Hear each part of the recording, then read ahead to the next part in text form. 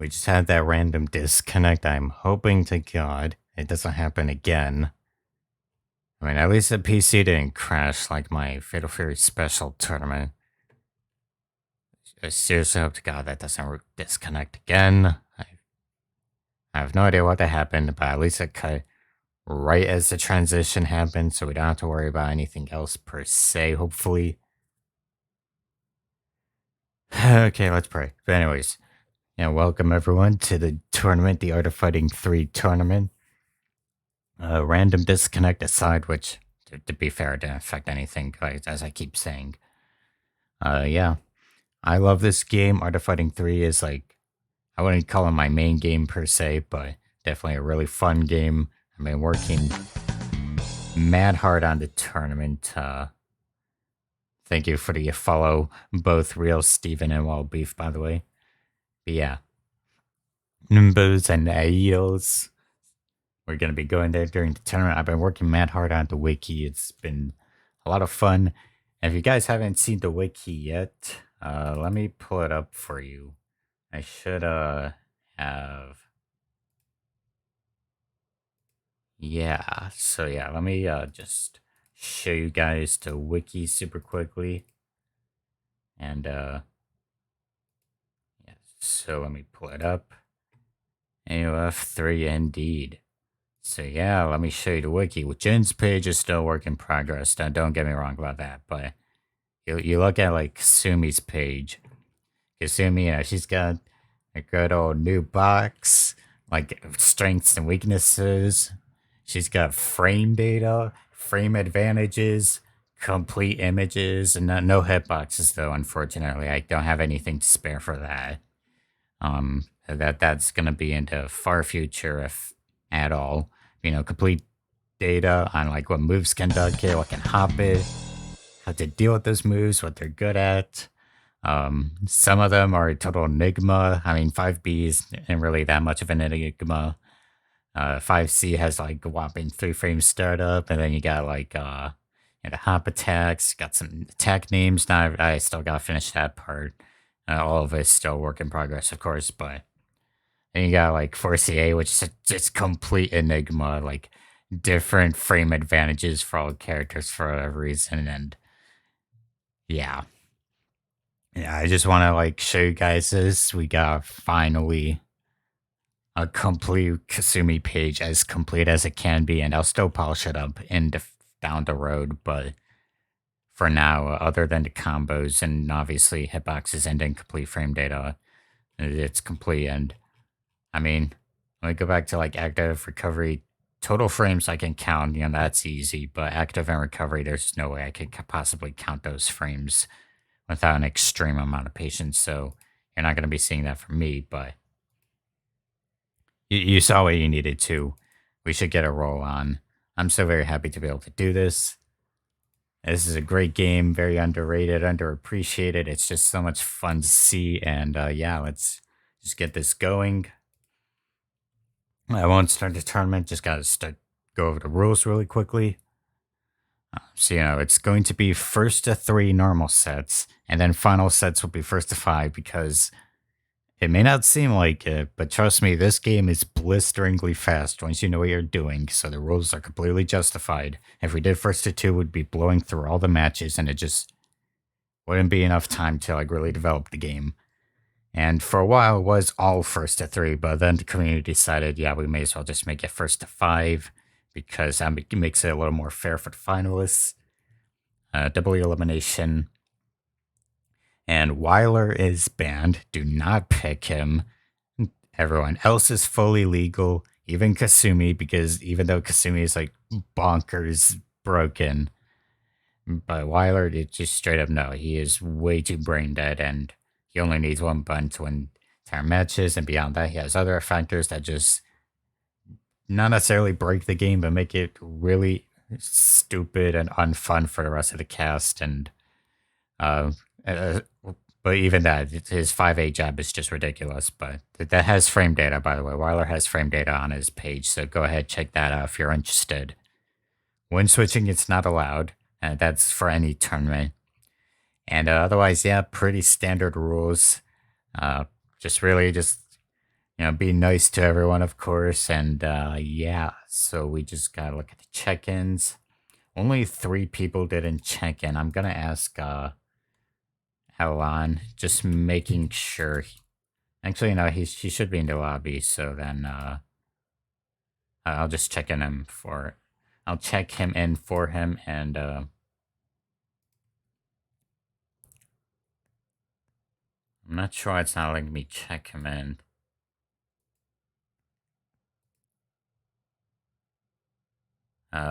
It's taking a while for me to let him check in. I'm not sure why.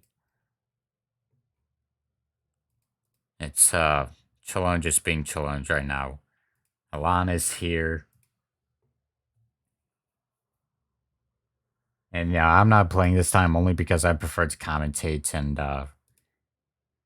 I prefer to commentate, to be honest, so that's just me. I'm trying to check in Alan, and it's just not letting me. Okay, I'll ask him, could you please on Chalone won't let me do that for whatever reason.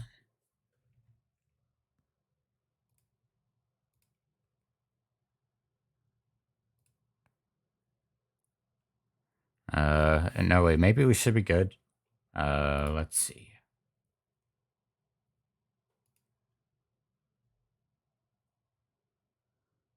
Okay. All right, so yeah, we got everyone else, and only people that didn't check in were Detective Parks and Nuno Arcade. I have no idea who Nuno Arcade is. Doesn't appear they're here. Doesn't appear they're in the Discord or the lobby, or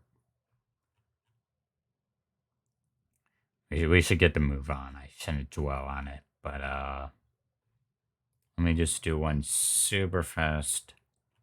Yeah, we're good. I don't think I'm gonna be seeing him. So processing the results, and I'll shuffle the seed one last time. Yeah, participants. Shuffle seeds. And yeah, like I said, I prefer to just TO right now, so I mean, I'm gonna be. It looks like I'll be streaming every match, I think. So, we'll see how it progresses. You go ahead if you want to report your own scores, but that makes it easier for me since I don't have to do it, and I can just like focus on streaming the matches. But we'll go ahead and get the first match going. So, Water Die and MPM, first to 3. Get this tournament going.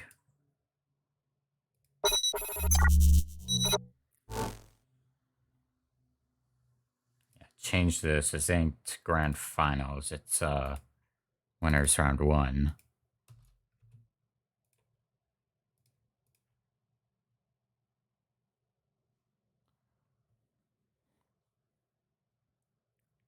Also, it's last tournament I played for with Art of Fighting 3, which was probably the last tournament period in a while. Back in June when Sabin was streaming the game, I won 2nd place. I think that's good enough. So, to be honest, I don't really feel any need to complete per se. I got my fun. So, anyways, no. Do not play any other matches yet. I'll stream all of round 1 for certain. I'll stream all winners matches in general. But yeah, we got Kasumi and Jin Fuha. So yeah, Kasumi wins this matchup. It's not too bad for Jin, actually. But the biggest problem with Jin is even though he's the heaviest character in the game, he still has in total. Okay, good call into 5AB. Jin does have his own pursuit, but it's actually pretty slow, and so it's actually better to just use 5AB because it not only does more damage, but it also just is faster than his normal pursuit. So good call from Jericho. So yeah, I mean, Jin, he doesn't really lose this matchup that bad, but it's still a big issue because Kasumi, Kasumi's Kasaniate can still anti-air, and the really big issue with Jin, he's heavy, so realistically combos should be dropping against him because you have to shorten them so that they don't drop. But Kasumi ignores that rule because her combos are just way too good, and so even against Jin, the majority of her combos will still work fully well against him, and he will still receive the full amount of damage. So that's not very good. Also, if Jin tries to use 6B on Kasumi on block, Kasumi can just use jab, or close jab, and that's a launch punish. Wait, you're...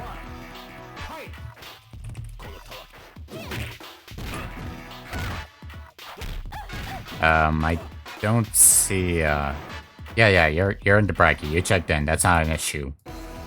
You're checked in, so. Oh, really interesting choice of using the reflector, but he landed to the stagger knockdown, which actually leaves Jin on plus. On hit, he's minus. He's like minus 20 something, but still, that was a very safe call. Risky, but I'll respect it. Ooh, good throw, good throw. Oh, got killed by the Xaniate. And yeah, it's a good thing that Jericho is also using that 668 launcher. Not Jericho, Water Die. I should be saying that. I'm probably mixing up the, I'm mixing up the player names, but I shouldn't be doing that, but yeah, Water Die. He knows to use that 5AB. He knows to use that launcher as well with the 66A. Because it is an 8-frame launcher, hits overhead. Even if it hits overhead, Jin is still plus on stagger, so he can follow up with another one. And it's also really good for combos as well. Kasumi, NPM, I don't know how much experience he has with this game. I know he has a lot more experience with Art of Fighting 2. In general, he should just start using more 5AB, because Kasumi's 5AB, 7 frames, really difficult to punish. She is pretty minus, but she is very difficult to punish. That not very many characters can actually crouch it. Jin, I believe he can crouch it with his 2B, but outside of that, it's like good luck punishing it. And NPM mixes it up with 4B into 5AB. That's a really effective mix-up. Oh, got the taunt. Losing some meter. No pursuit though. And yeah, in general, I mean, NPM also should just like... Kasumi doesn't need to spend a meter, of course, but he would benefit from using Kasumi's meter to use some Kasaniates, possibly some Raihohos, get those stagger combo starters. But Water Dot is up 1 round, looking to be his game. Got the helicopter chop. Oh, and he almost had it there. He was too far away. If he had the close version, that would have been easier confirm. And that's the other thing. Kasumi, even on her far jab, she can confirm into launch. But it's a frame perfect combo. Frame perfect link, I should say. And yeah, Water Dot takes it 3-1. GG's to both players.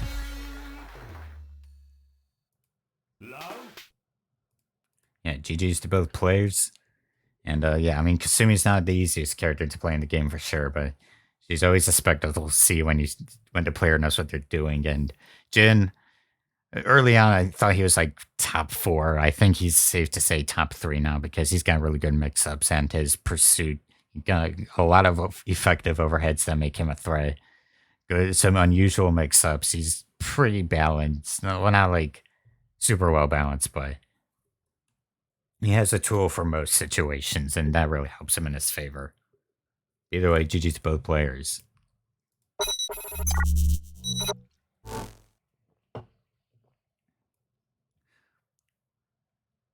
And I realized I should have lowered the game audio. I forgot to do that because I had the AST playing. But anyways, so yeah, we're going to get the next set going. I forgot to start the tournament. Let's get the score reported.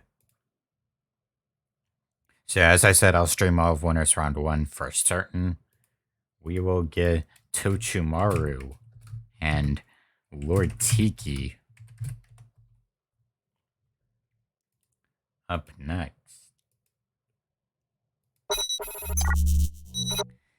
Yeah, so Tochimaro, I'm not fully sure who he plays, but Tiki, if I had to guess, he's either going to pick Carmen or Kasumi, and it's more likely going to be Carmen because Tiki is he's not only one of the best players we have right now in Art of Fighting 3. He's easily the best Carmen we have. He knows his Carmen stuff, and with the full complete wiki page as well, that should not only help Lord Tiki understand the character at least a little better, it should also help people understand how to beat Carmen better.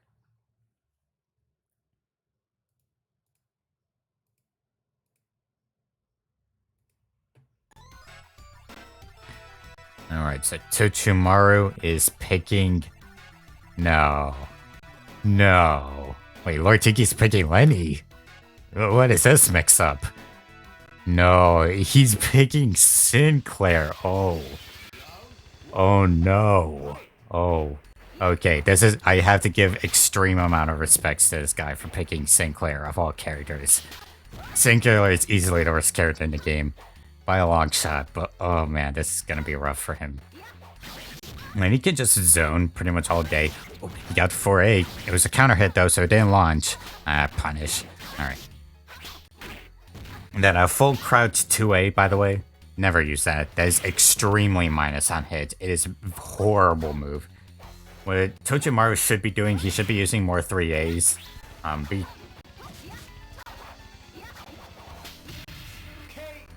Oh man, Lord Tiki just closed it out, but yeah, that's one thing Tochimaru should be doing. Use some 3As like that, just like that. You know, leave Sinclair plus, you know, if it staggers, she's plus. Oh wait, no, I think, yeah, she's plus on hit, so then. Okay, good helicopter spin. Oh, you should. Okay, he just barely closed it out. I mean, if there's one thing Sinclair does have a 7 grace for, her damage is fairly high when you use her good moves. When you don't use her good moves, Jesus. Okay, he used 4AB. I don't know why he used that, but... And when it comes to Lenny, if she uses Fireball against Sinclair, there's literally nothing Sinclair can do about that. It's just terrible frame advantage overall, and... Oh, he got the stagger into the jab. Oh, what is this play? Oh, I've never seen 2-8A jab 2-8A before in my life. That said, you should never use 2-8A on OTG because that does leave Sinclair very minus and it's easy to punish it. Just don't. Just do not use that. You really should not. On a grounded opponent, sure, go ahead, but OTG, you really shouldn't. Yeah, it's just seeing right now with Lenny, Lord Tiki going with the jumps. And I mean, there are instances where Lenny should jump, but in general, Lenny's air game is just wretched. Do not jump with Lenny because... Oh, he got the unblockable super, though. He could bring this back. I know he got hit by the 6A. That 6A is lightning fast. Yeah, I mean, Lenny's air game, she either has to work with jump A, which is a horrible jump in. Like, she uses her elbow to attack, but the range is abysmal, and you can duck it. Or she has to use jump B, which still, you can duck it. And, Carmen has the same jump B as Lenny does, but he has a significantly better hitbox. And so, yeah, Lenny should just not really be a character you jump with at all. Hops probably, but... And you saw right there, Lord Tiki using 2A. 2A is, unfortunately, Lenny's only low. It's also an OTG, so it completely replaces her actual pursuit, because her actual pursuit does less damage, and is slower. No, I think they do the same damage, but either way, it's slower. So just use 2A to pursuit instead. And, yeah, this is very rough for Sinclair. There's just nothing Sinclair has that's plus enough. I mean, she does have plus moves, don't get me wrong. It's just not enough to help Sinclair. Okay, got the dash in 3A. Okay, this is getting pretty interesting. Are we gonna see some... Ooh, that just barely killed. I seriously do have to respect Tochimaru for playing Sinclair right now. He's doing an impressive job. He's the only Sinclair player I've seen seriously play this girl. Wow, this... That's special where Sinclair does the helicopter spin. It's actually one of the better special moves in the game.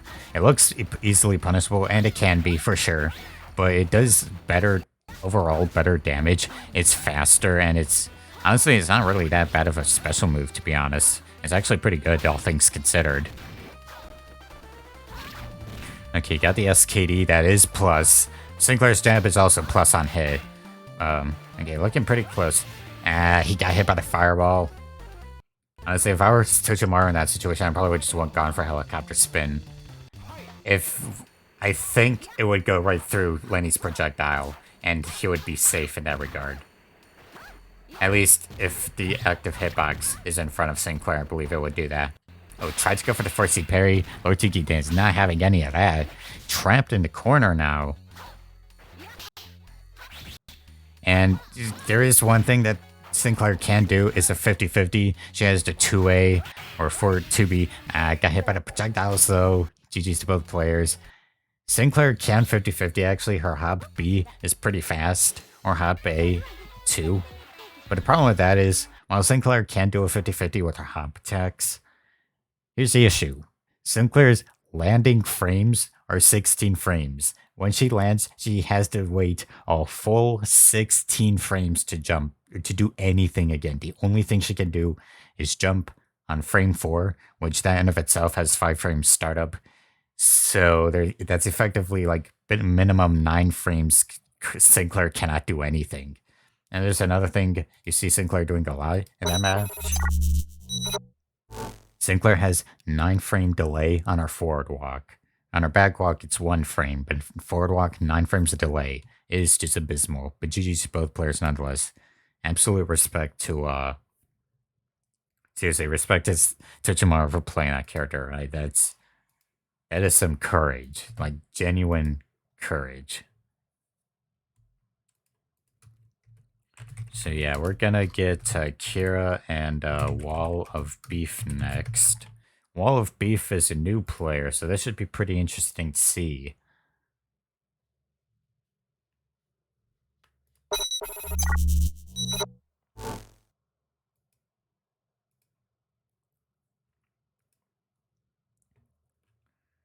Yeah, so I'll pull up Sinclair's page really quickly just to be I don't remember all the frame data, Jabby.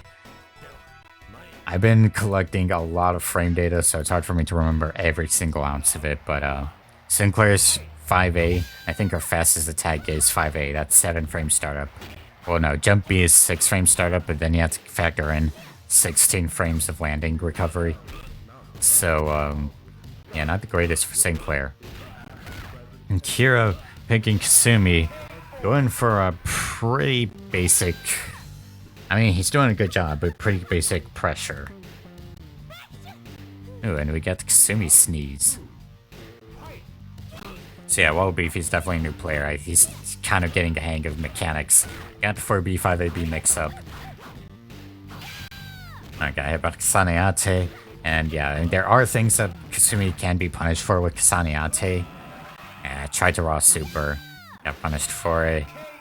Chip damage.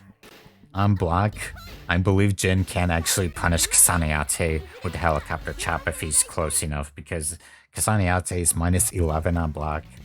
Helicopter chop should be like, I believe 8 frames startup. You got the OTG, and Kasaniate pretty even right now, and yeah, Kira, you can see he's just throwing out the jabs. The 5C as well. Kasumi's 5C is 3 frames startup. It is blisteringly fast. Kira, overall, he's not really going for any, like, crazy confirms that Kasumi has. No, like, good combos. Which, well, Beef, he's still doing a decent job for someone new. Don't get me wrong. But Kira, since he's not really going for any BMBs, he could be ending this faster, and he's really not. Okay, there we go. I gotta come in Wall Beef for knowing that. Do a wake up and go for the wake up kick off of that jump C, because jump C leaves him in an OTG state, so you can actually wake up kick off of that, and it's a potential mix up. Ooh, launch, okay. And drop the combo. I think Kira doesn't fully know how to juggle Kasumi quite yet. I think that was a misinput, I'm not sure, but he had to close A fire. He had to close A confirm. Ooh, very good call from Wall Beef. Jin Super isn't bad, it's just, you can block it. It's basically just Geese's Raging Storm.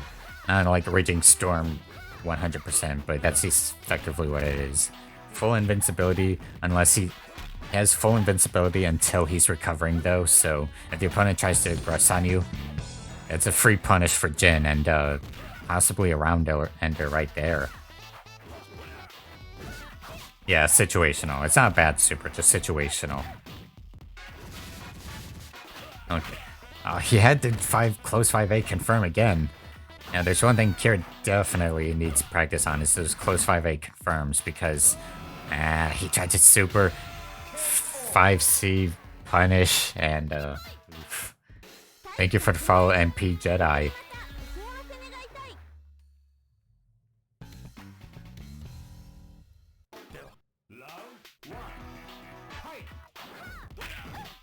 Alright, so good jump C.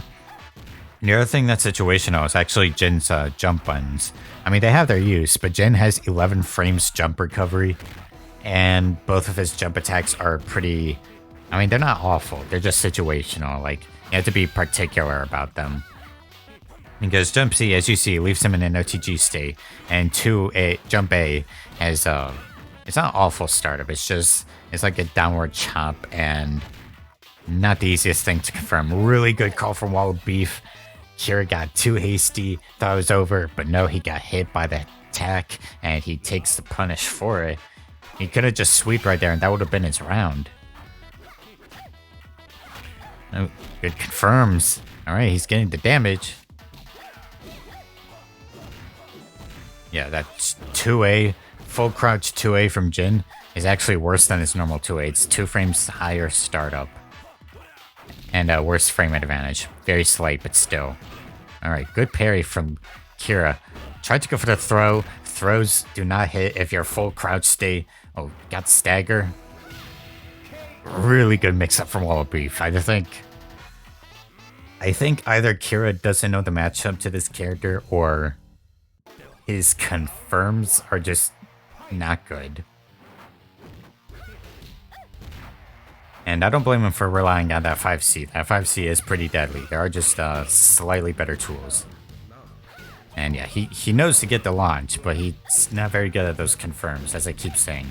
6B on Jin, by the way, is not an overhead. It looks like an overhead, but it's actually a mid. Oh, with double 5C. Now, there's one thing Wild Beef could probably benefit from using. It's 4B, actually. Because that hits overhead as opposed to 6B. In general, he just needs to force... Oh, there we go. He landed invincibility. Not very long, though, but he made some progress with it. Got the 2-8A. And, alright. Yeah, Kira... It's not that he's predictable. It's just he's not really going for enough mix-ups problem right now. He's still a good player, but... Wall of Beef, I mean, you can tell he's trying to go for this overheads. It's still GG's to both players. Kira takes it that set. Well, I'm certain we'll be seeing more Kasumi throughout the tournament. But there's definitely more to Kasumi that we're not fully seeing at the moment.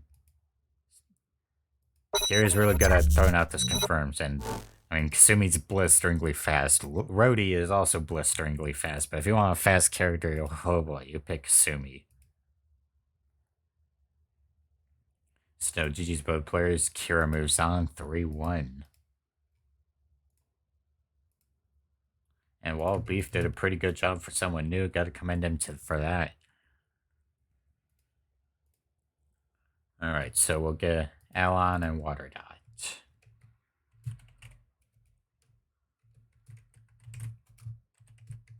Or actually, not Water Dot. No, not yet. I'll, no, that's number 5, so we'll do LC Mai and... Which one is it? Prismatic. It's a Prism. First 3.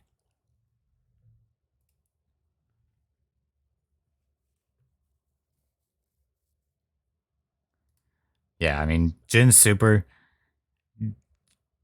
That's the one thing I would say. Just throw it out a little less because it is situational. Just be really careful about it is all. And otherwise with Jin, just go for more 6A dash attacks because that's a really great overhead punish. More overheads in general. You were doing a really good job with the lows. Just go for more overheads is all. That way, so you know, the opponent is forced to guess. I mean, Jin isn't known for his crazy 50-50s, but he still got some really effective ones. Yeah, we got Prism Effect playing Robert and LC Mine playing Kasumi. This is a matchup definitely in favor of Kasumi. Robert's a pretty defensive character. Well, not like super defensive, but he's a Shoto with a more defense-oriented toolkit. LC Mai does need to taunt more because Robert desperately uses his meter like it's nothing. Really good call on the 5AB. If there's one move that Robert's not going to be able to use all that much in this matchup, it's 4A. Because 4As are fast to launcher, but the range is pathetic. Oh, that was a very close call on Xian Shippukaku. LC already over half his life bar gone. But yeah, Prism Effect, he's going to have to rely on Robert's 5AB, which is also... it's pretty consistent with punish, and it launches on hit, so it lets Robert do his effective BNB combos. And if there's one thing that Robert's really good at, it's damaging BNBs.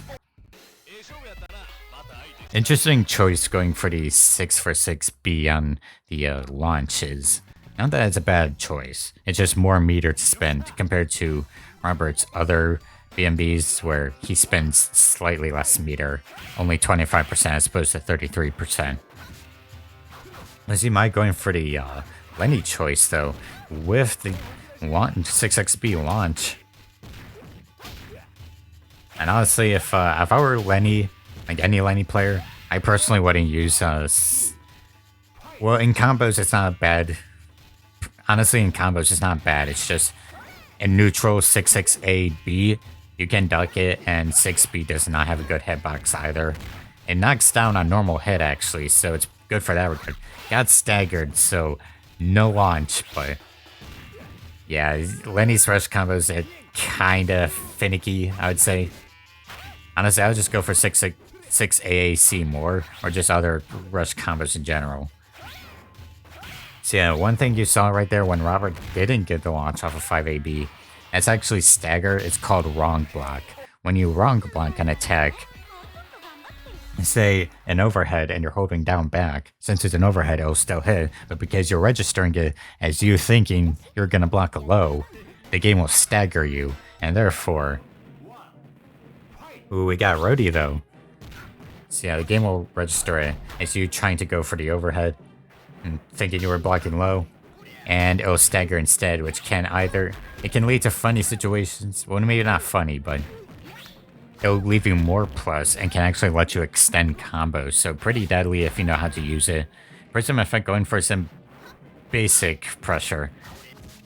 Not terrible pressure, just 6 AAC, and he's not really going for enough lows. LC might just got away with...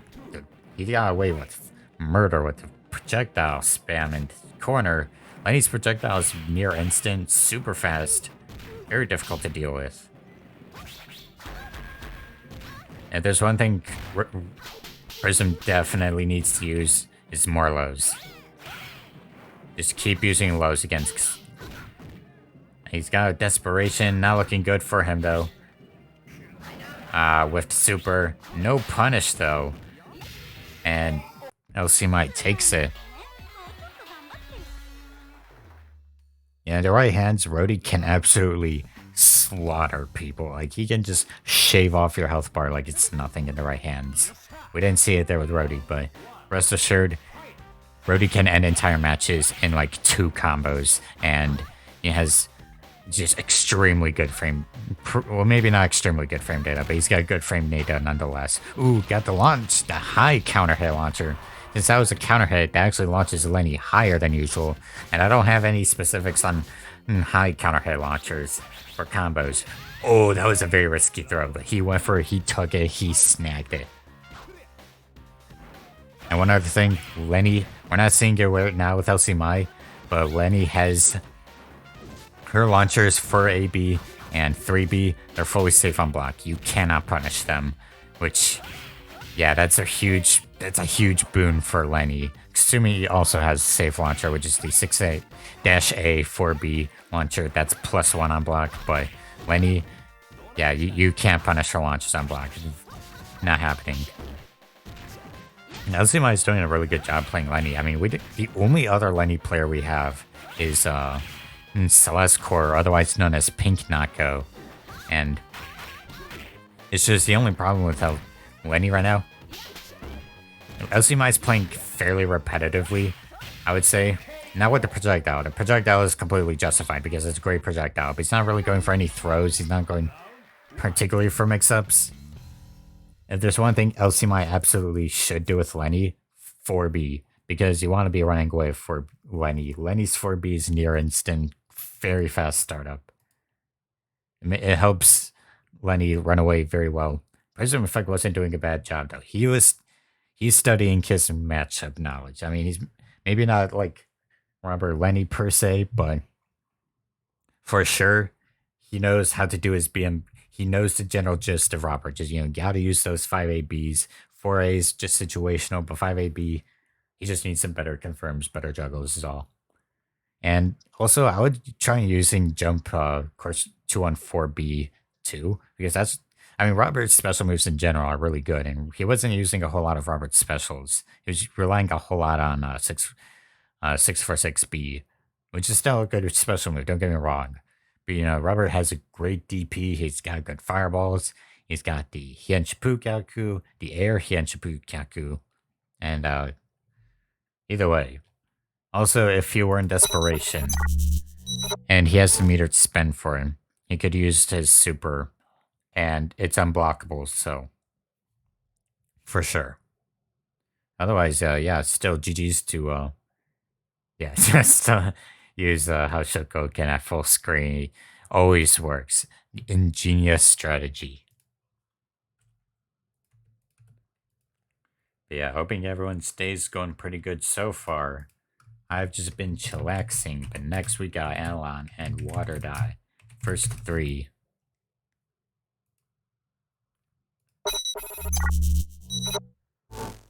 So yeah, I've just been chillaxing. I tried Red Bull Pineapple for the first time last night. I still got a bit of it left. Pretty comfy, I would say. Smells funky though. At least in my opinion, it smells funky.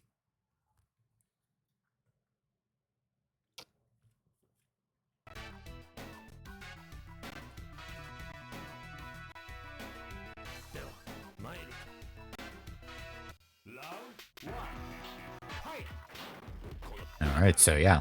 We got Alon playing Ryo Sakazaki. Ryo Sakazaki's easily top 2. He has pretty much everything he needs in game. A ton of versatility. You can play him however you want. Only loses to Kasumi. Oh, he tried his Sanretsuken. Really good call on there, but oh man. Water Die using the super just wasn't enough. It didn't vacuum, but neither was Ryo punished. So yeah, I mean, in this matchup, I would say it's actually a pretty even matchup. I mean, the only real advantage Ryo Sakazaki has is that he has projectiles, and you could make the argument, oh, that was nasty. Ooh, that, talk about a confirm on House Shokoken. You don't see those very often, but what a hell of a projectile landing. That was a great call. Yeah, I mean, Ryo Sakazaki has projectiles, and in general, he can play like a slightly more runaway game. Honestly, though, I think otherwise both characters are pretty even matchup. Neither one like really crushes one another. I mean, they both got the overheads. Ryo's overheads aren't as threatening, but Jin definitely has more overheads, and Ryo Sakazaki is just a more balanced toolkit overall. And okay, shut up, Mega.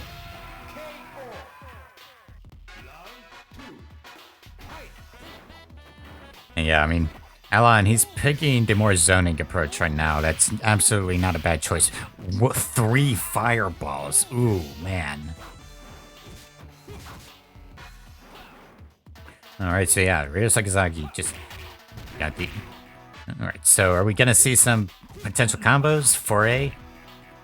Would be interesting. I forgot what Jin's 4A frame data is, but... Oh, he hopped over that. He got the punish. Oh, shit.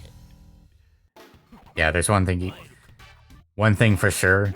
A player that knows what they're doing, or at least is making the effort to like really set themselves apart from other players if they're using hops and deliverable strings, because that really makes a big difference. But particularly hops, because hops, you don't see them a lot, but hops really do make a big difference. They can serve as combo starters.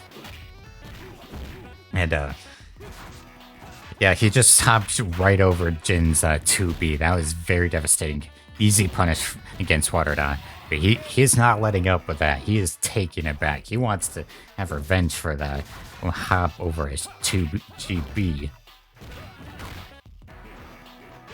So I took for the launcher. Didn't get it. And Rio, I don't think he has any like super particularly effective combos against Jin. Combos that can end on DP or Zanretsuken probably. But overall, Rio doesn't have like, at least to my knowledge, no combos that are like especially effective for Jin. And just pretty ordinary juggle rush combos. Maybe like a little finance, like a finesse, but yeah, Waterdon, he's playing pretty carefully. Just waiting for... I think what he's doing is he wants Rio to approach, because Jin is a fairly defensive character. Not like super defensive, but he's kind of like a slight advantage for being more defensive, considering his special moves and some of his mix-ups. So I think he's making a good call, having Ryo Sakazaki approach him instead. Got hit by the 4B. And Elon, it looking like to be his game. Oh, if he went for 4A, Jin's 4A can actually chop the Haoshokoken out. And if he went for that, that would nullify the projectile. And he could have a chance to turn that around and make it a 2-1. But unfortunately, he tried to reflect it. And I know it can reflect. At least off the top of my head, it does reflect. But that is very rough. Oof. Oh, yeah, I should,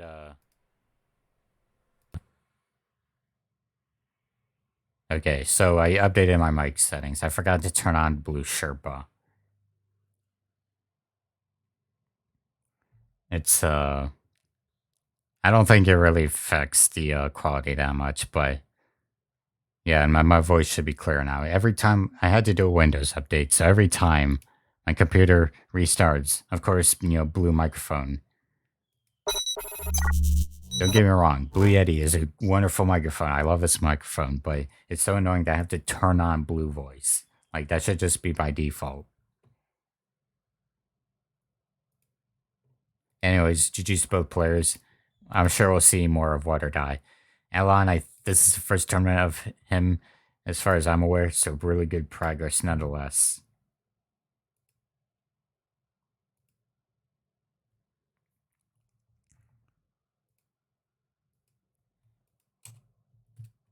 So yeah, we'll spice it up a little. We'll get horse. Yeah, we'll get horseplay and Kira next.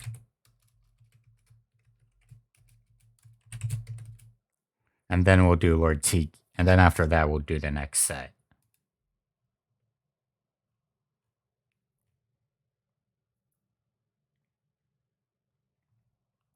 Yeah, like I said, I'm sure my microphone settings were fine before, because it still sounds great even with the default settings. It's annoying that I have to turn on the Blue Voice, and that should be on by default.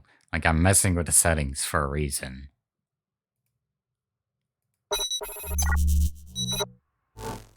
It'd be like if I had a sound card, but the sound card had to make you turn on the settings. Which, fortunately mine doesn't, but there's probably some sound card out there where the software, you have to turn it on before you actually get to use it the way you're used to.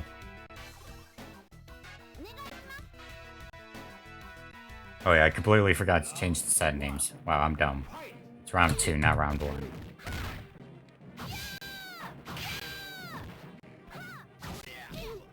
So yeah, we're going to be seeing Horseplay picking Rhodey. Kira just crushes him.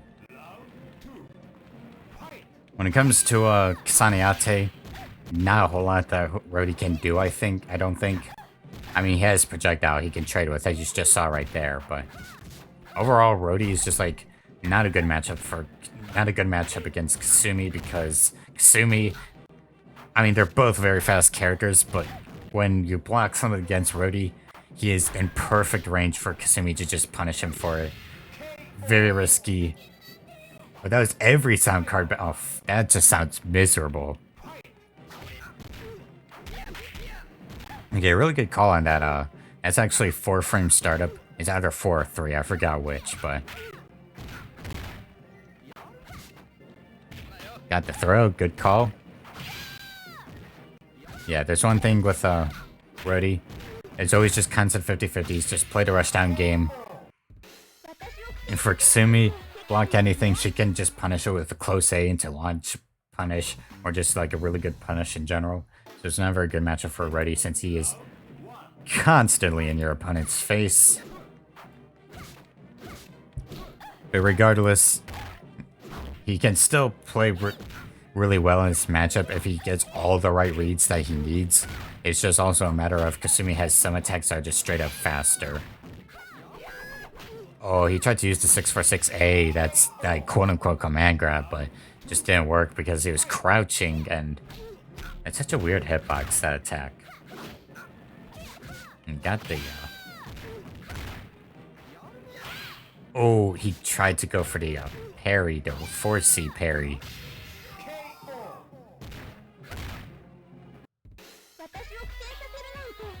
He's still got one more match to go. He could still bring this back. He definitely just needs to use more lows. 2B particularly, or 2A. Very good lows. If he can get into full crouch, that especially would really help Rhodey, because Rhodey's full crouch normals are really strong. Like, probably arguably stronger than most full crouch normals, actually. So he's got really good full crouch normals, and... tried to use projectile. No, I don't blame him for trying to go for that call. I think he knew that was going to eventually come in. Oh, got chipped out. Yeah, Rhodey's 2B on knockdown, it can actually meaty. I don't think a whole lot of people know that, but you can meaty it, and if it's counter hit, it knocks down, and so you can just keep the opponent pinned down if they really don't know how to deal with it, or they just keep guessing wrong.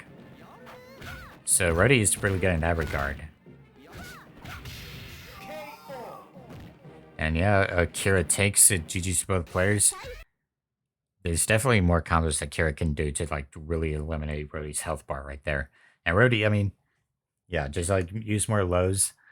Yeah, more lows. 6B is a really good tool to use. Punishable on block though, and 2B or 1B. 3B, if you are confident your opponent is crouching, you can use that, and it's a really effective knockdown overhead. And so yeah, I mean, to be honest, I don't think there's not a lot of Rhodey players. So still, there's definitely a lot of yeah. I'll be running losers streams, losers side. So GG's to both players, and yeah. So there'll definitely be more time to develop the tech with Rhodey. I just don't think there's enough people playing him at the moment that it's like you to show like just how brutally fast you can delete someone's life bar. That said, Rhodey is fairly risky too, because he's basically all or nothing. So I think he sits comfortably at like B plus tier. So lower end, but still not bad. But anyways, so yeah, we'll do the loser sets soon. But for now, we have to get Lord Tiki going. And Nightwing.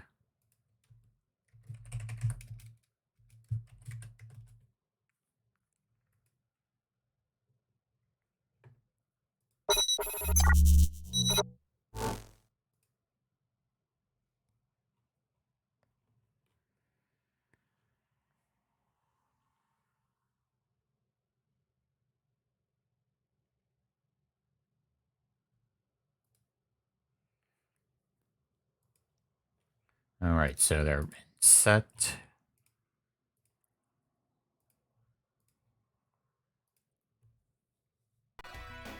So yeah, Lord Tiki looking to pick Carmen and Nightwing playing Robert.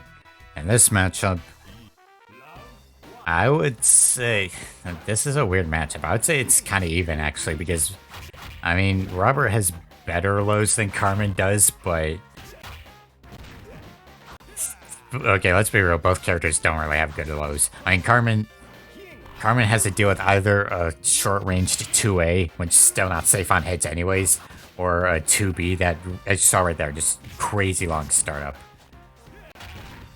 And Robert's, I mean, he has lows he can use, but all you're really going to use is 2B, and it still leaves him minus on hit. Yeah, absolutely. I mean, Carmen, for those who don't know, Carmen actually works for Robert. He's his, like, personal estate bodyguard, so... Oh, he got the mix-up on the DP. Yeah, Carmen's DP has 4 frames startup, blisteringly fast, does good damage, very difficult to react to at all. And yeah, I mean, Lord Tiki, with Carmen, if there's one thing you can do with him, he's not a very... He is a pure turtle. Like, if you want to play a defensive character that isn't Whiler, Carmen is your '1 go-to turtle. Oh, this is a horrible matchup. But yeah, Carmen's great turtle. 6A, 6X, 6A, 6AA. Those are decent offensive tools besides his jab and his 7-frame jab. And his 5C is also 7 frames, so interestingly enough. But yeah, this matchup is absolutely not good for Carmen. I don't think we'll be seeing that with Nightwing, but Lenny can just run away, and Lord Tiki has to burn through his meter if he wants to safely approach Lenny, and, you know, quote unquote, safely. Because Lord Tiki playing Carmen, purely turtle, Lenny also pure, like, zoning character who can just run away and has better, much faster tools than Carmen does. You're seeing right now that Carmen, like, Lord Tiki really has to fight for his approach against Lenny.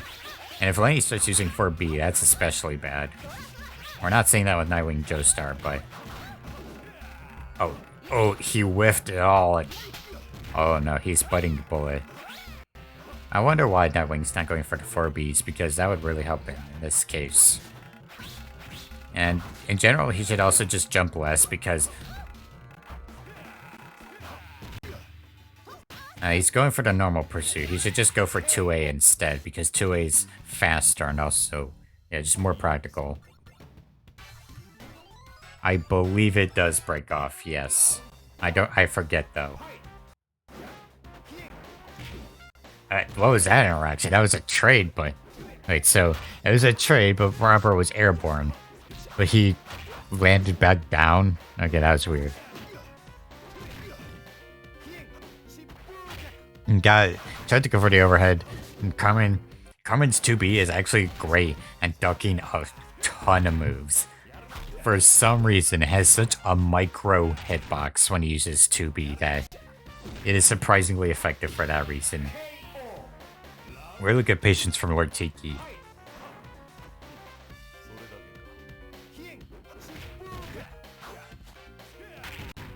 Alright, real good stuff from Carmen.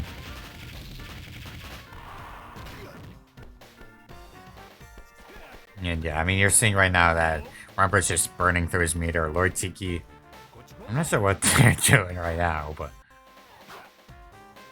Wait, is this a desync? I mean, Lord Tiki's moving, but Nightwing isn't. Okay. Seems fine.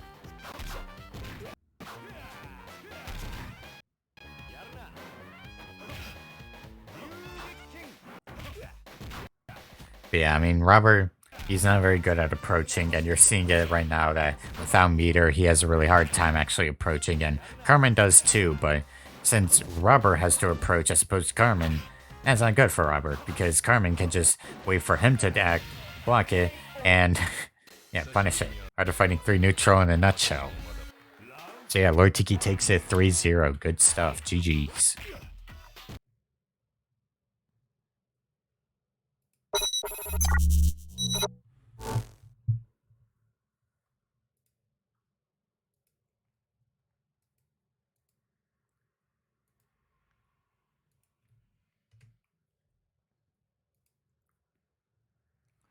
And yeah, we have 2 more sets for our winners, and then I'll stream losers.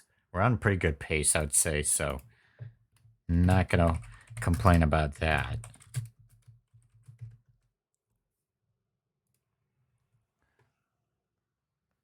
Wyler shrinks on Ultimate KO. Yeah, I forgot about that. He goes back to his normal form. Or not his normal form, but he just shrinks in general.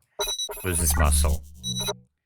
And there is an unused animation where he goes back to his normal form.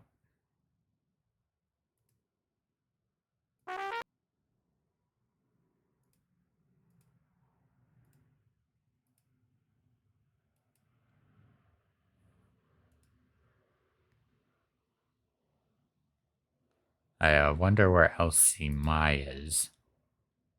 I made the call, Elsie Mai and Elan 10.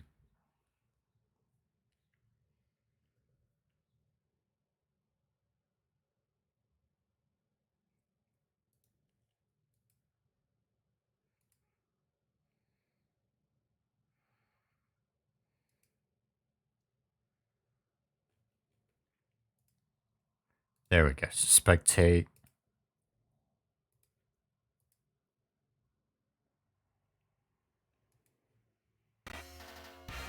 There we go.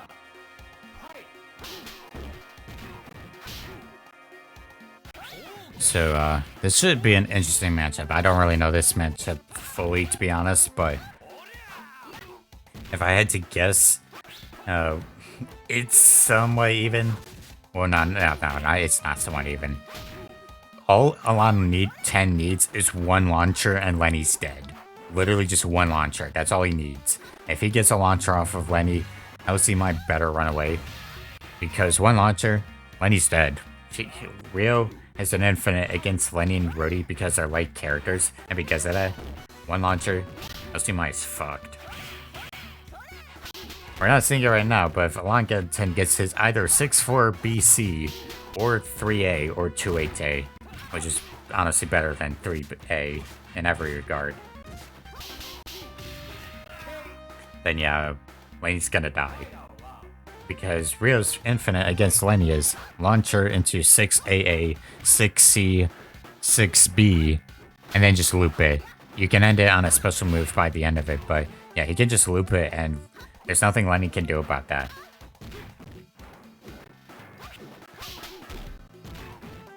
I see Mai's getting away with a lot of pressure. I think it's just a matter that Alon 10 doesn't really know the matchup because, to be fair, I mean, no one plays Lenny, so it's hard to really know the matchup at all, but we've got 3 2As in a row.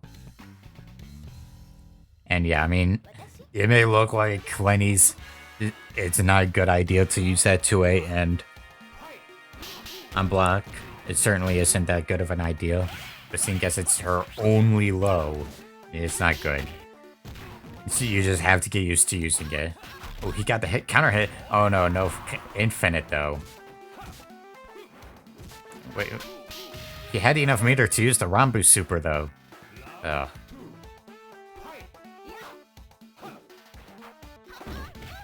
Okay, you got the 4B though. Honestly, pretty much better than 3B and B in every regard. Potentially systems on rights again? That might help him in this case. Another thing that might help is 3A, because that's a dash in low actually. So it might help if Lenny doesn't know, if Elsie doesn't know how to counter it. 3A would help Alon approach and not have to deal with Lenny's zoning, and also help him get... Well, you got the 5C, just needs one more hit. There you go, the 5A.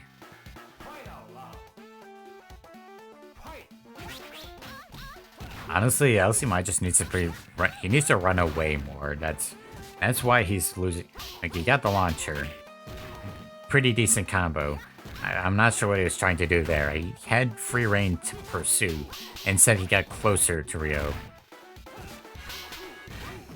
Alon 10 definitely needs to just use more lows. I'm not sure why he's not using them. Okay, game pretty interesting. Just playing a zoning game now. Got the counter hit, launch, and into projectile.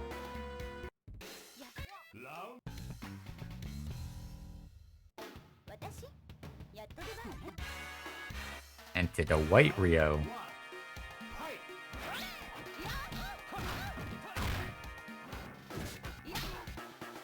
Got the counter hit, alright. They both traded, so pretty much just resets neutral.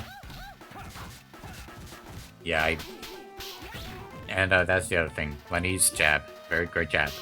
Not the greatest jab, but certainly a really strong jab. Okay, is that gonna be death? There you go. LC Mike gets confirmed.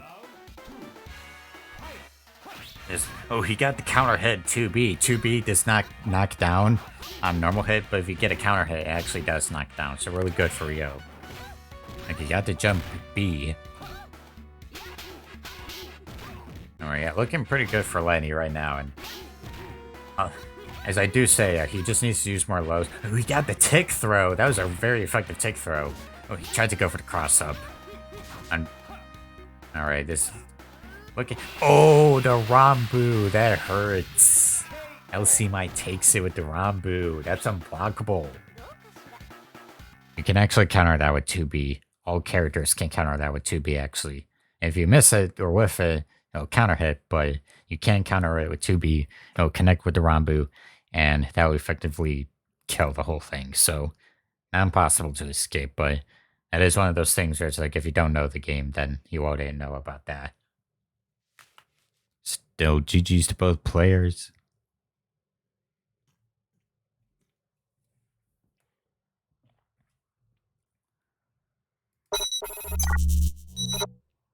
Yeah, GG's to both players. And really, just number one thing I would say about both. With Lenny, just run away. Don't even get near Rio. If Rio knows how to do the infinite, just run away. Don't even bother. Do not take him head on at all. And Rio, get a launcher, 6 AA CB. It's an infinite. Works against Lenny, fully legal. Or I see zero reason to ban it, so fully legal. If you can execute it, which is pretty easy to learn, just go right ahead. Still, GG's regardless. Both players are doing a pretty fine job. And I mean, Alonten, he made a really impressive show against his last set, so it's something for sure. So, yeah, Lord Tiki and Kira up next, first 3. Oh, yeah, I forgot to change the set names again. Wow. It's not round 2, it's,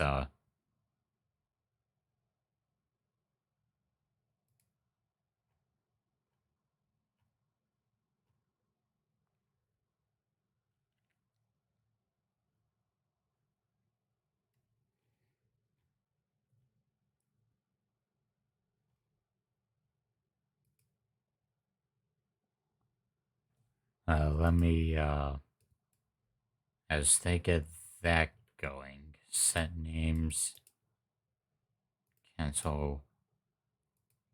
It should be connecting round 3. They've been, there we go.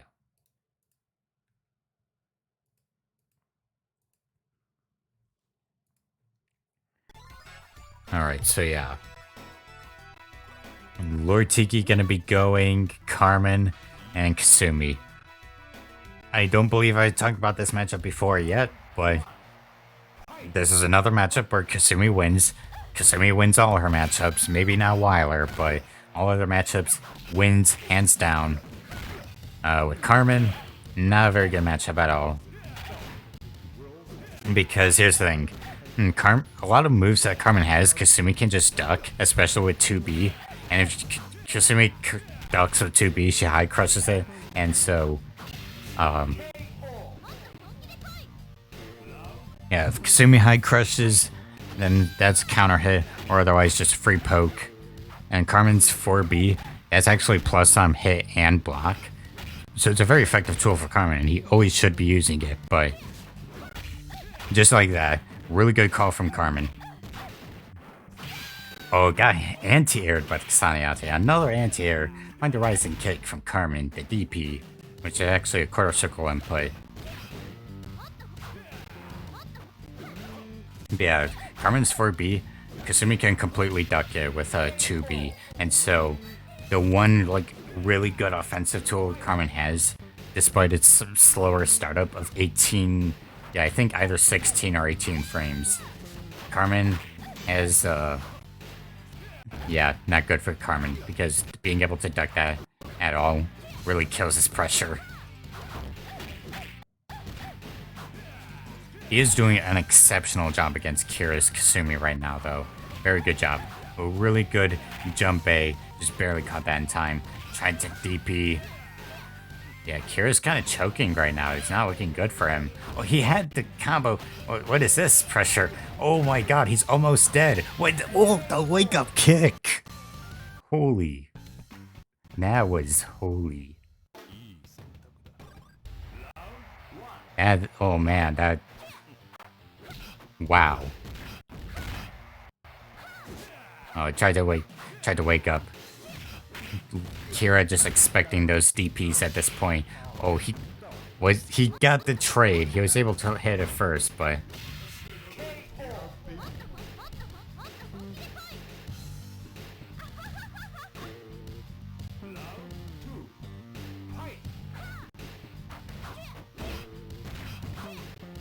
alright, so yeah, Carmen got the pursuit, and we're gonna see a wake up kick. No, he tried to go for the overhead. Alright, so yeah. Looking pretty good for Carmen at the moment.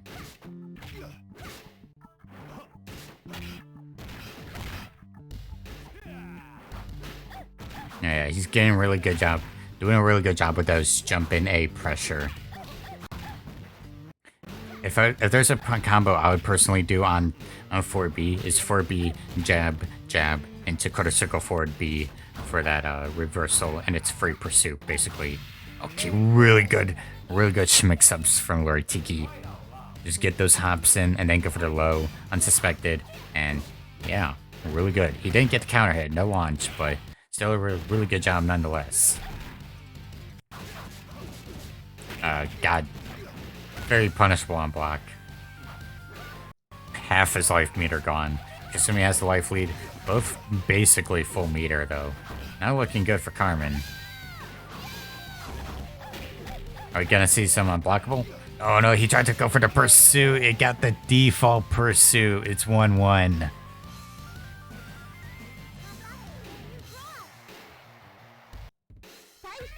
If Lord Tiki went for the unblockable super instead, I think he would have been able to take that and guarantee his match. But now it's 1-1.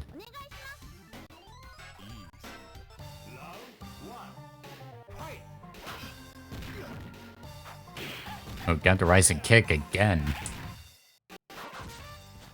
Oh, he got the tick throw. Really good tick throw. And Kira, I mean, he's not doing a bad job with combos at all. It's just they're very basic combos. Like, he's not really raking in that damage is the issue. It's just like basic jab jab into C, and I mean it works, but Kasumi has far scarier combos. Oh, really good anti-air off of that 4B. Not a lot of people know this, but you can actually anti-air with that. It's closer to Carmen as opposed to a traditional anti-air, but it does work. And another thing I forgot to mention, you're not seeing Carmen use his launcher a lot. He only has one launcher, 5AB. Oh, ducked by the 2B. Yeah, Carmen's 5AB, it does launch on hit, but the problem with Kasumi is she can duck it even standing. The only way Kasumi can actually get hit by that is if Carmen is point blank range, because otherwise, ooh, 4 jabs into 5C, he takes a 2-1. Yeah. Kasumi has to be point blank range for Carmen to be able to land his 5AB, as opposed to other characters who, he can just hit it at any hit on any part of the hitbox and it'll collide. But Kasumi, no, she's got to be point blank when standing, otherwise she can just duck it. And so there's no reason for Carmen to be trying that risky.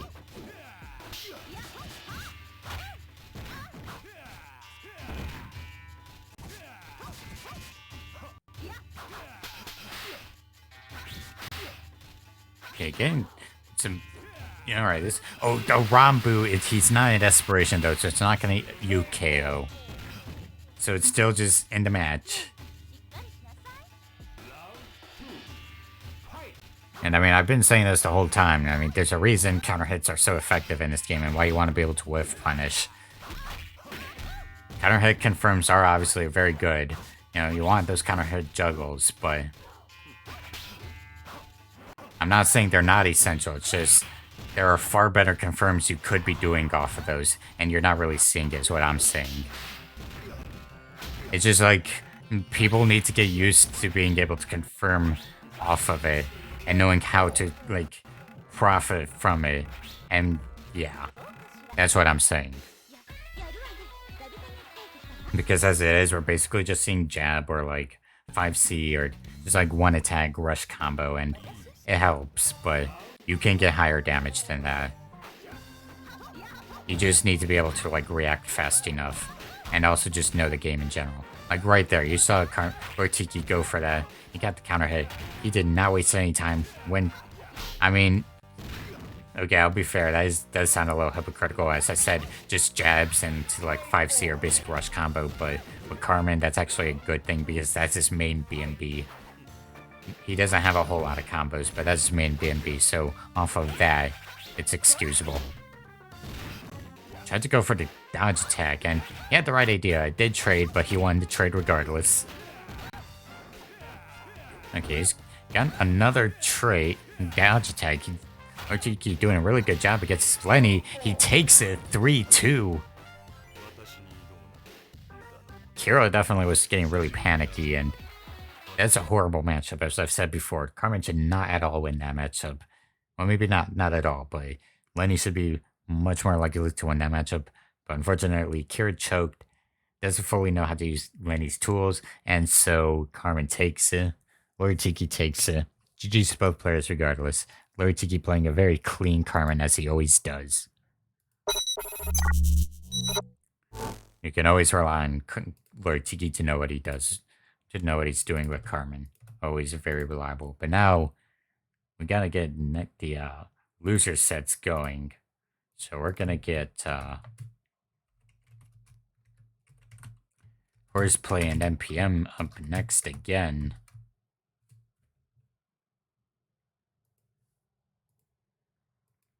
It's been a while since we had NPM up, so should be pretty neat to see nonetheless.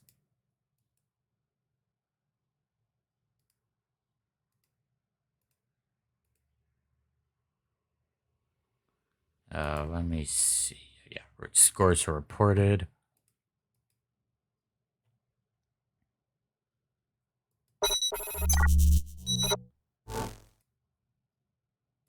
So yeah, I mean, there's also a reason why every move on the wiki has like a counter hit box on it, because that tells you what the counter hit does, and also a lot of it also tells you the frame advantage, which is extremely beneficial because it lets you know what you can follow up with if you do the just like some basic math.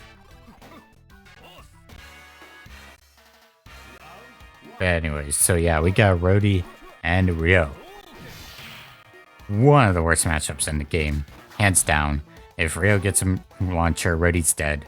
There's nothing Rhodey can do about it other than just run away and be extremely careful about his confirms. Like, I'm talking laser precision careful about his confirms. The fact that NPM's doing a really solid job right now, but... Oh wait, no. Horseplay is doing a really good job. I am mixing up the character names. Once again, the player names, just say. But yeah, NPM, he just needs to get a launcher.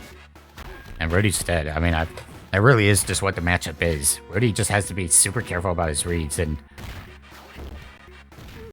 I always say this, just go for the launcher. Okay, you got a tech throw. That's really good. Got the stagger, no follow-up though. He wouldn't have been able to follow up on that. Okay, got the projectile. If I were... Just throw another projectile. Or... Alright, ducked it.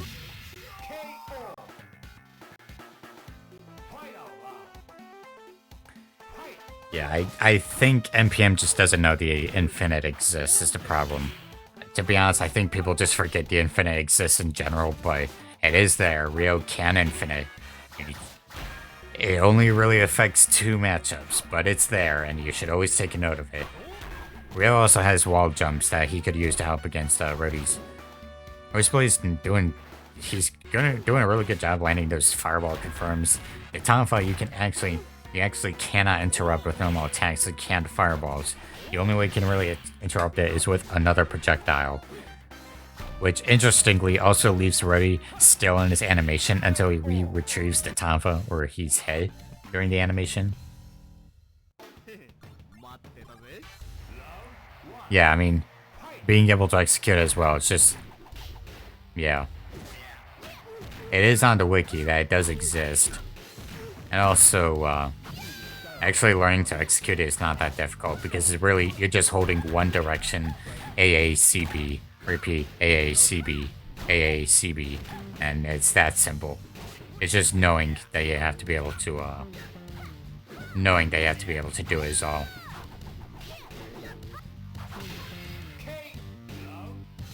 And I mean, I sound like overly I probably am being overly critical. I'll be fair about that.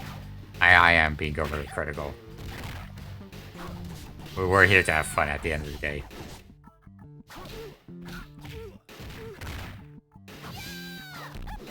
Yeah, Horseplay's still doing a good job, and NPM switching to Kasumi, not really a bad choice either. I wouldn't say Kasumi has as good of a matchup against Rody as Rio does, but Kasumi still has a good matchup, as I've said, and got the 5C. Against Kasumi, I think Kasumi's hurt box is too small to be able to follow up on it, but Rody can in fact follow up on 5C with a rush combo, 6 AA, BB, and yeah, free damage. It's actually a good whiff punish too. If you like backdash and then cancel into 5C, it's actually a pretty effective whiff punish, and it really helps Rody's whiff punish game in general.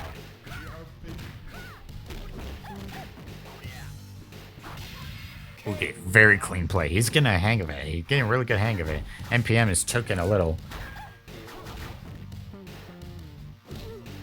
Alright, good sweeps. Got the SKD, but he can still pursue it off of that, so that's good. He knows that. Got the throw. Not the greatest punishment, but better than nothing. Really good damage. This is looking to be a Horseplay's game.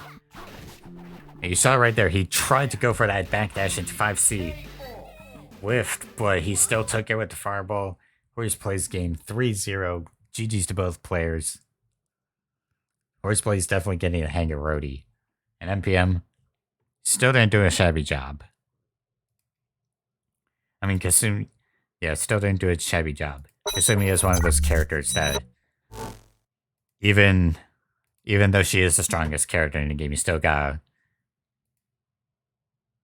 She is the strongest character in the game, but you do have to like practice your execution with her.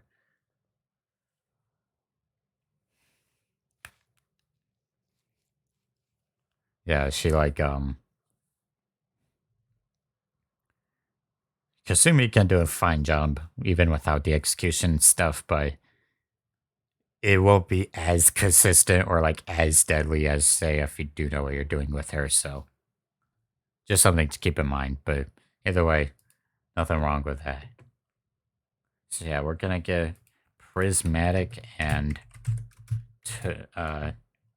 water.jpg up next. First 3. It's been raining. Yeah, it's just been raining. It's like, what, 66 degrees outside?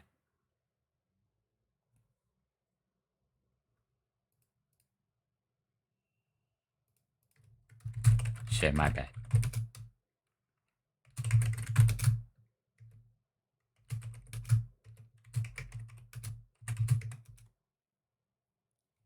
Oh yes, yeah. It's prism effect until tomorrow. That was a misread on my part.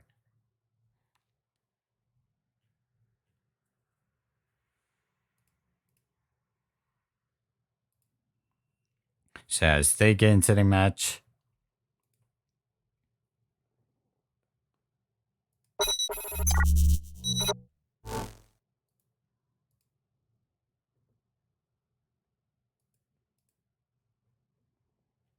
I'll double hydrate.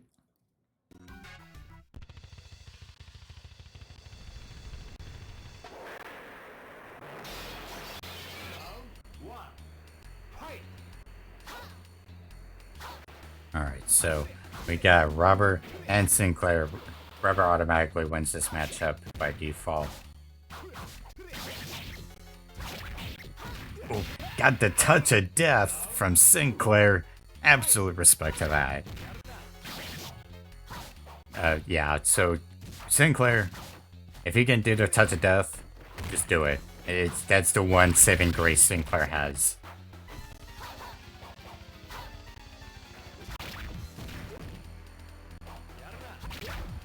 Yeah, so Sinclair, just do that touch of death. 4A.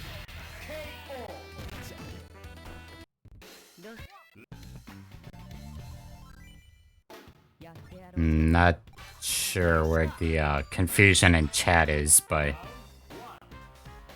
yeah. So Sinclair, if you're able to do that touch of death, you absolutely must. Should have just blocked there. Now he's got a significant life deficit, and almost dead now. Really not looking good for Tochimaru. Got hit by the unblockable super. And death for Tochimaru. So yeah, as I was going to Sinclair, 4A is her touch of death launch combo. Honestly, you should just be blocking that. You can interrupt it, but the risk is not worth it. Just interrupt it.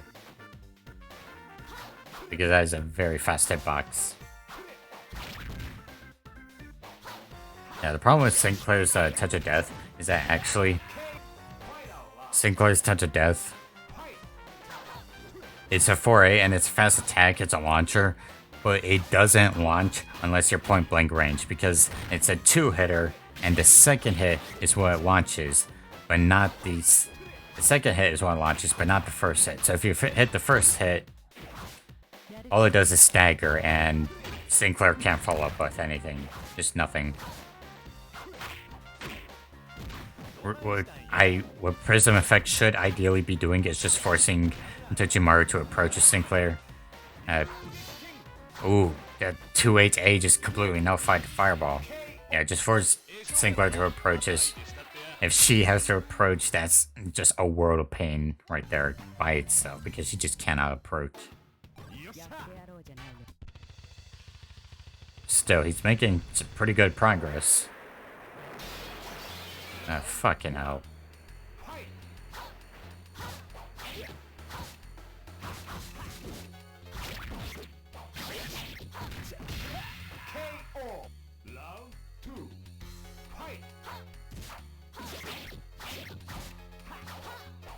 Yeah, I will say this. I did not know about that. I did not know that about 2-8A, that Sinclair can actually still follow up with standing A or just standing B and let her be safe off of it. That helps Sinclair significantly, actually.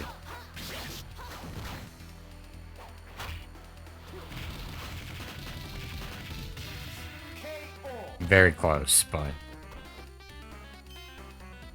honestly, Prism Effect should just start zoning more, throw out more fireballs, and even house tokens, because it seems like Tochimaru is struggling to deal with those. Oh no, he almost had it. He almost had it. Oh, this is not looking good for Robert. Unblockable? Oh no. Oh no, yeah, he got hit by the full crouch normal. Because he got cocky, tried to go for the 646. Oh, he's switching. Or no, he's sticking to Robert. Respect.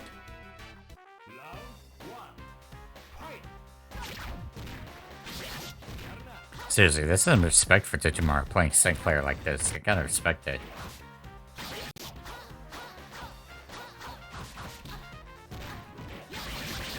Alright, good wake up.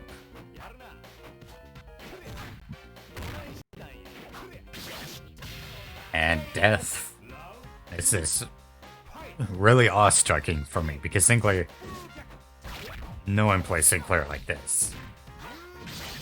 But still, it shows that this guy's dedicated to the character.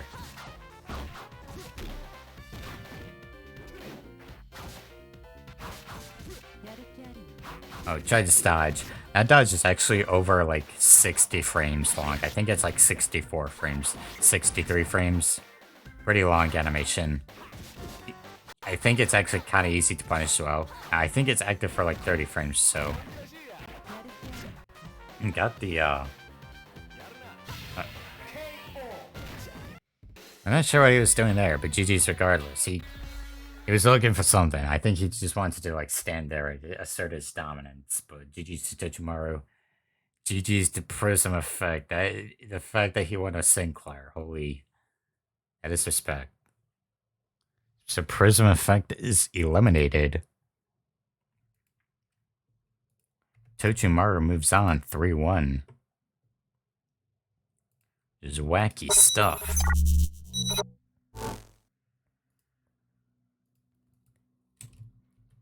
And I don't know anything about that matchup other than Robert wins, so I don't really have any advice on that, to be perfectly honest. Touches Sinclair by like 20 times.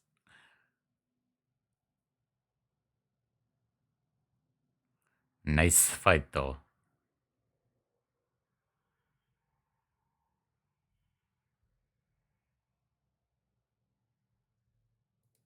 I can read it. I'll need. Yeah, I can read that. That's a nice fight though in katakana. And the Fightcade chat. But anyways.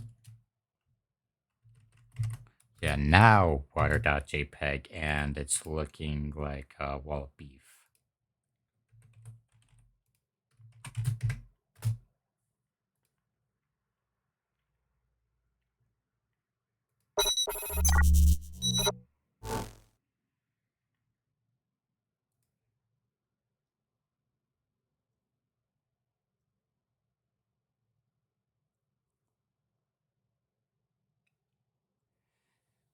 Prism Effect. If this was real, I don't consider Sinclair a fighter for using deadly weapons.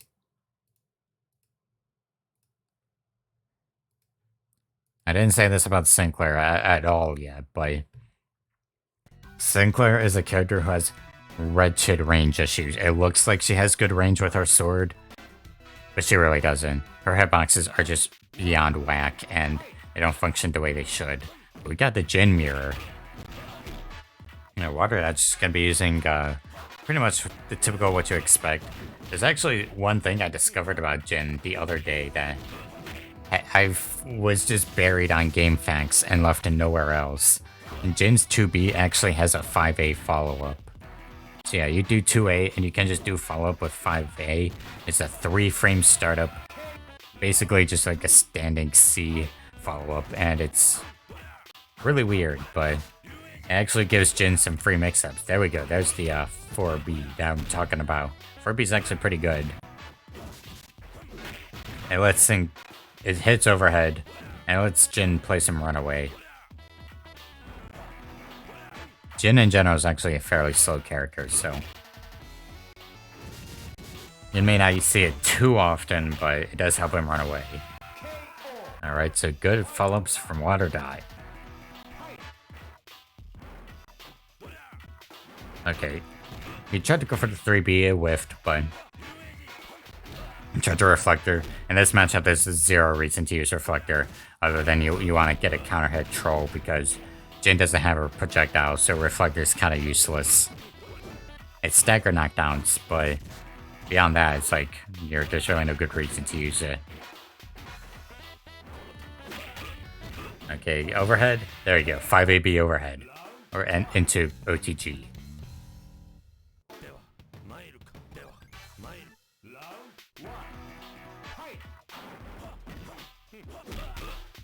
I mean, yeah, it's a solid counter poke, but the problem is up close. Unless you get a counter hit, I have to specify, unless you get a counter hit. The Reflector is minus 28 on hit. You do not want to use that reflector as a stray poke. You want it as a counter hit and absolutely nothing else. Because as a raw poke, minus 28. And even then, you have so many other attacks that can do a counter hit poke better than Reflector can with Jin. Jin's overheads are better counter hit pokes than Reflector or anything really. It's just like, you don't want to use that as straight poke. I gotta specify that's minus 28 and on block it's minus 33. Really good jump C there though.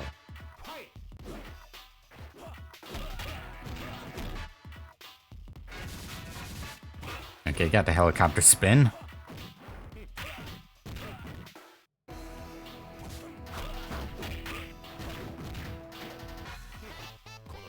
Also, this would probably sound like common sense, but Reflector's hitbox. Yeah, the Reflector's hitbox is actually tiny. When you're using it as a Reflector, it's not tiny, but as an attack, like just the Reflector itself, you gotta be pretty damn close for it, so I really would not say it's a good counter hit poke. A decent one, but good? I'm very hard pressed to say that.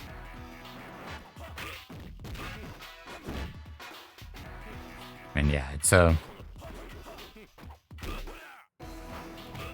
yeah, but Goodman is Neo Geo Battle Coliseum. That's a completely different game.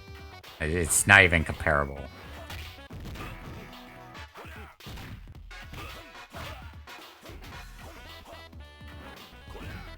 Yeah, so, alright, so both players, they seem a bit hesitant to be using their lows. I mean, Jin doesn't have like an insane amount of lows, but the sweep is still really good. It's a soft knockdown. We got the 5C overhead, which is a wrong block, so that's why it's staggered, and he was able to get the 6B. Oh, he got sniped. Ow, he got sniped. That hurts. Yeah, definitely with Wall of Beef, he should use that 6-6A more because that's an 8-frame starter and it hits overhead, so if it staggers, he can follow it up with another and, yeah, plus 17 on stagger or something like that, so definitely he should be using it more, to be honest. And he got hit by the overhead. So that is death for Wall of Beef, and Water that takes it 3-0. And GG's to both players.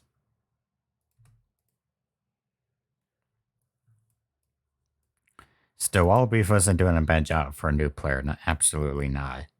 He just needs to be a bit more mix-up heavy is all. Yeah, just do more mix-ups and like go for more of the overheads especially. Like some lows, overheads. Just keep the opponent guessing. And I wouldn't say Jin is like meter heavy. He's definitely not. Punish situations probably.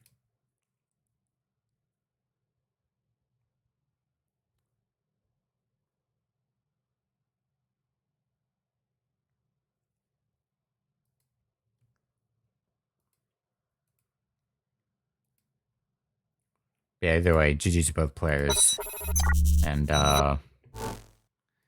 yeah, so we got, let's see, Nightwing and Horseplay next.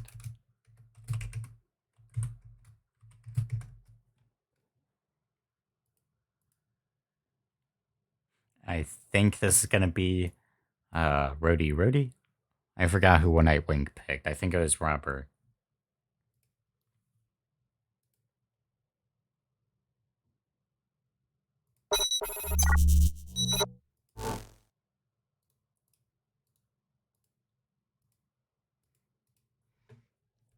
And yeah, I would agree. Helicopter Spin Chomp is like that's the one special move you should use the most as a Jin, since that's like specifically a punish tool that you can use, so the others are pretty situational.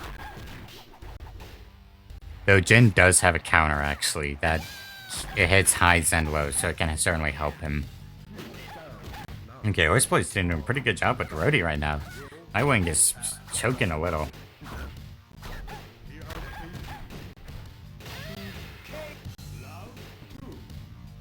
And I should clarify this. I don't think I made it like explicitly clear, but every character has like some amount of frame data on their page.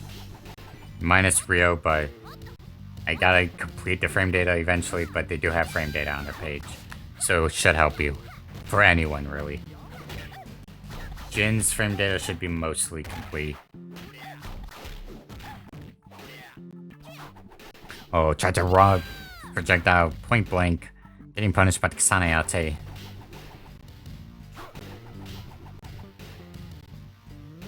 And, yeah, Kasumi. Knowing Joestar seems a bit paranoid to approach. Okay, you got the 5-8. Okay, good pressure there, good pressure. Seems a bit, struggling a little as confirms, but he at least he didn't hold back. He just went all out. He knew he was almost dead, and so he just went right for it. Oh, ground counter grab. Okay.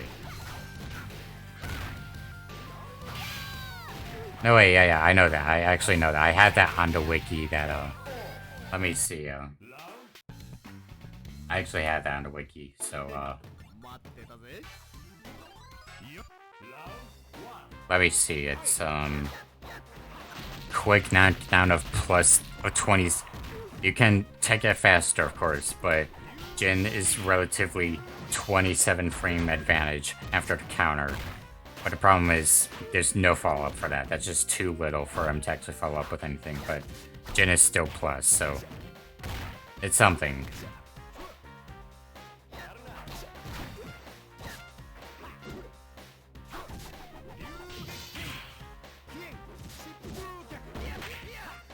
Oh, the final hit whiffed.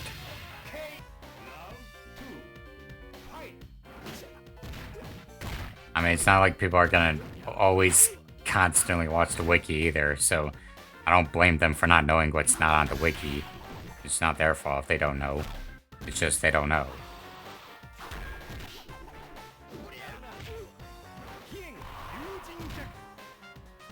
But yeah, so, they're seeing it right now. Nightwing playing Robber, no spear meter, not very good for Robber at all. Wrist play zones him out with the projectile 2-0. And picking Lenny now.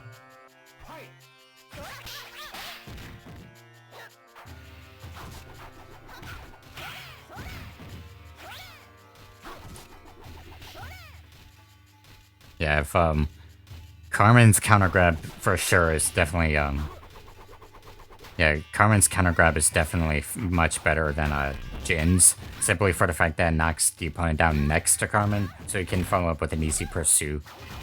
So, even if the final hit whiffs, he can still land a pursuit and he's plus. So I do agree there. Worst plays. Okay, looking really good right now. Yeah, early on, I have to say this. We thought Rhodey's projectile actually sucked. Like, we thought it was bad projectile, but it's actually really good.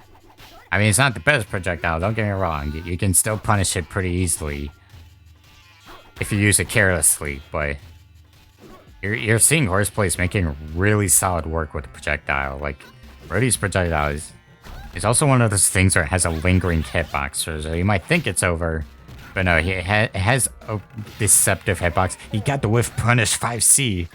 Backdash cancel, whiff punish 5C. Great stuff right there. Another 3-0 from Horseplay. He's making some stellar progress. Good stuff. GG's. Yeah, thanks for showing up, Nightwing Joestar. I mean, thanks to everyone who's showed up to this tournament, period. And to all the losers, and either way, whoever's still the winners, and yeah. Really good stuff.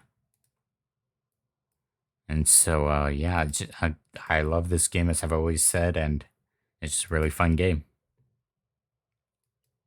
Still, I do think, okay, I should probably talk about this, like, super quickly. I'm not gonna dwell on it, but I mentioned in the, like, guide video what I thought the tier list was. The current tier list. Rhodey at B+ tier, Lenny and Wong at B+ as well. A being Carmen and Robert, S being Rio and Jin. I think that still stands, but if I had to guess, you could probably still switch around a couple of spots. I mean, to be honest, everyone except Sinclair is viable in this game. And even then, Tochimaru makes Sinclair look viable, so who knows? Though I do think you pretty much cannot argue that Sinclair's easily the worst in the game. Wong is second worst in the game, though Wong still has a lot of sauce on him. Sumi's easily the best character in the game.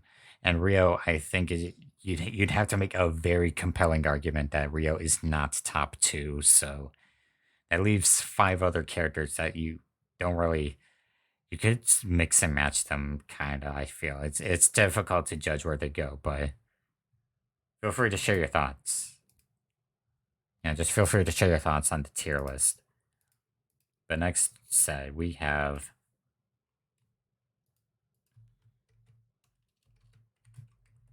Tochimaru and yeah, so Tochimaru and Water Dot. Just make sure I got that correct. So yeah, they're up next.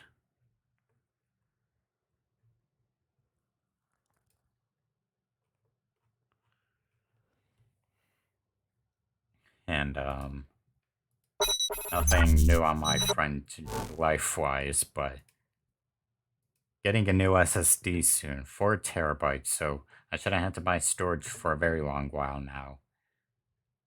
Because, I mean, I probably only need like 2 terabytes at most, to be honest, but 4 terabytes that'll cover me a very good while.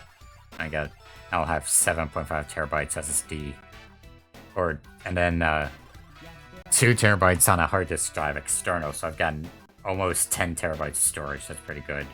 And then I got a disk drive coming in. I'll finally be able to watch UHD's 4K Blu-ray, so that would be pretty neat. Nothing crazy, but pretty neat nonetheless. So that's my life. Okay, we got Tochimaru already half dead. Sinclair's Touch of Death does actually work against Jin. The only problem with Jin is that Jin's weight actually makes him fall faster, so because of that, Sinclair has to be very particular about linking the 214A, the spin attack, because if it whiffs, it's actually very easy for it to whiff. It's more consistent to just do 2 a day and follow up that way, but then that leaves Jin on an OTG state, and she wakes up very fast, and yeah, not very good.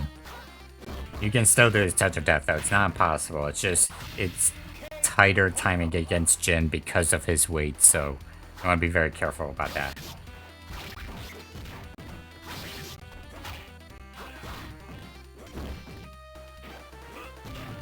I think still Tochimaru is doing a good job. I wonder how many matches Tochimaru and Water God has played against each other. Tochimaru is doing a really good job, and I mean, I guess considering the fact that Jin isn't like particularly amazing with his range, you could argue this is an easier matchup for Sinclair. But Jin still wins the matchup simply because he's so much faster, and then has better mix-ups than Sinclair ever does. So I'm guessing it's just a lack of matchup knowledge right now. What Jin can easily do over Sinclair is just like a frame launcher, which Sinclair absolutely does not have, other than 4A, but she needs to be point blank range for that. Better special, more utility in the special moves, even though they're situational. Yeah, just like that. More consistent damage for sure. More consistent combos. Better lows, absolutely. Like, Sinclair's lows are garbage, so just use lows as Jin, and there's really nothing she can do about it.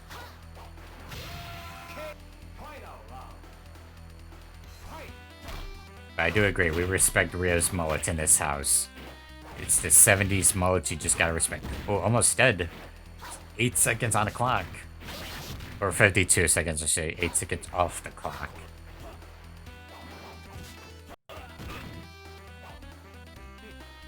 Sinclair just barely trapped the opponent in the corner, but... Oh, got hit by the unblockable, though. I think... Yeah, for the longest time, I thought that was a super you could block, but no, it's an unblockable.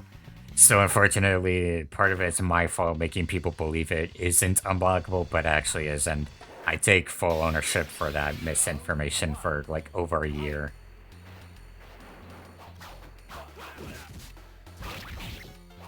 Touch of death. Oh, got hit by the 6A though. That's what I'm talking about. 2-8A on OTG can actually leave Sinclair free to punish on hit. So I'll be very careful about that. Ooh, trade, alright. So Sinclair won that trade actually. With super, not super pursuit, I should say. Okay, got the Raging Storm. Are we gonna see a sweep? Possibly. Oh, he got hit by the 4AB. Okay, I'm gonna have to head up to tomorrow by using that 4AB because I have zero idea how you're actually supposed to use that. That just looks like such a situational bad move. The opponent is approaching Sinclair by mistake, then sure, but 4AB just seems so pointless otherwise. He knows how to use it though, I gotta have him come into that. He's made a bad move look actually somewhat okay. It's just, I have no idea how he does it. And I'm like the guru of this game, so I had to wonder. Okay, got the jabs. And dead.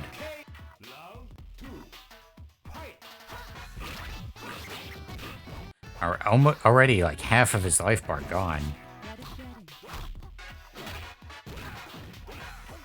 Off of the 5C, it would actually be better if Water Dot just did 2-on-4 helicopter spin, just like that, and then follow it up with 2-8A.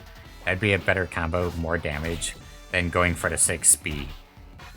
It's still an effective combo, don't get me wrong, but it'd be better overall.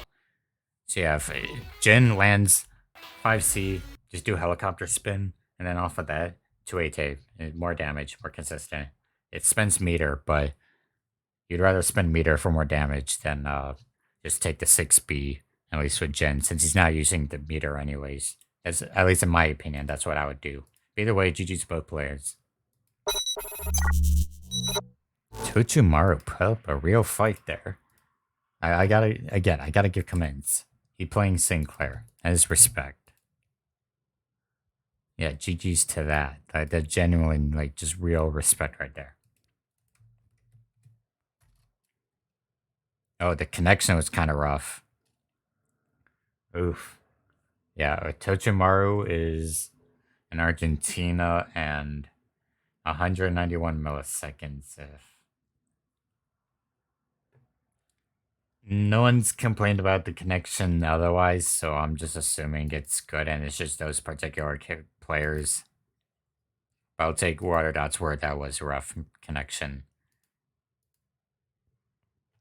239. Oof, that's rough. Yeah, my end it's 191, so who knows? Yeah, who knows? But anyways, I'll just leave the result as is since Water Dot still won anyways. And I'll just go with the assumption it's just that specific connection, so. Lawn 10 and horseplay. First 2-3.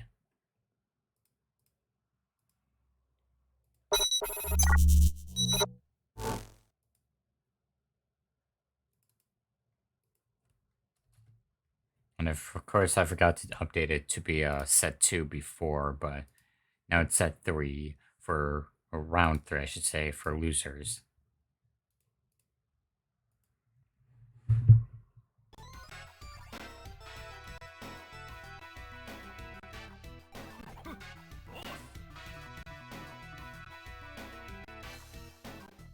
Oh, and I'll be buying more RAM soon too. I have 16 gigabytes RAM. Good deal, so 32 gigabytes RAM pretty soon. And yeah, that'll be pretty sweet, make my video editing a whole lot smoother well. So I can try and like pump out more guide videos.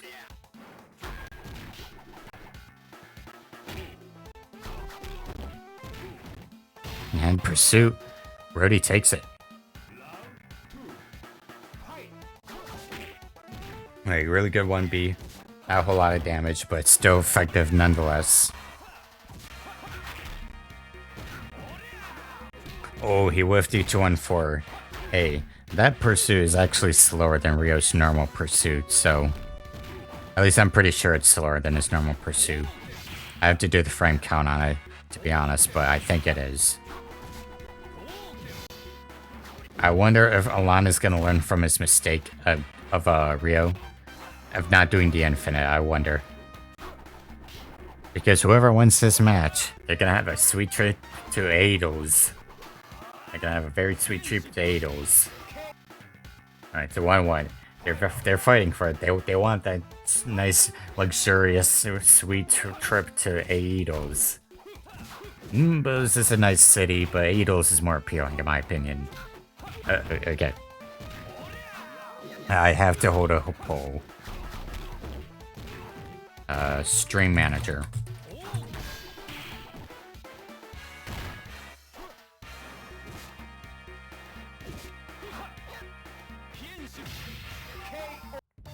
Where's the poll?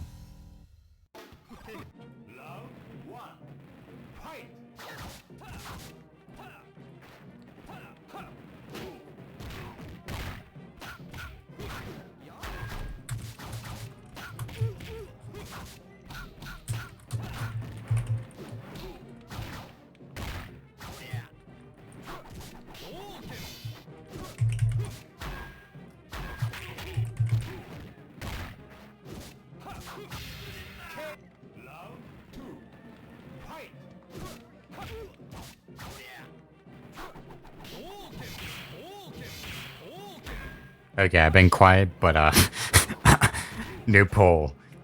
Which is cooler, Mbos or Eidos? It's very expensive. I thought. My ex-wife is probably Eidos. Oh god, this. We have to figure out what the secret lore behind these cities are. Like, I mean, we know some stuff, but we need more spicy results.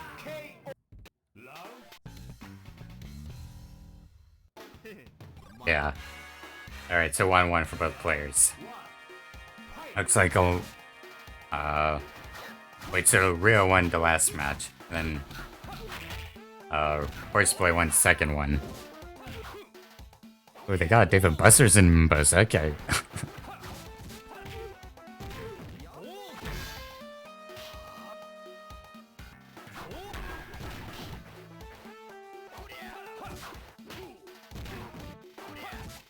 I gotta make that the next meme for the next tournament. Nimbus or Adels. That would be the great meme for the next Art of Fighting 3 tournament. Alright, really good projectile usage. Oh, he landed Rabu. I don't think anyone was expecting that one. Rio showing the Nimbus supremacy. And Rody trying to go for the Adel supremacy. It's that meme where it's like Rio saying, I believe in Mumbo supremacy.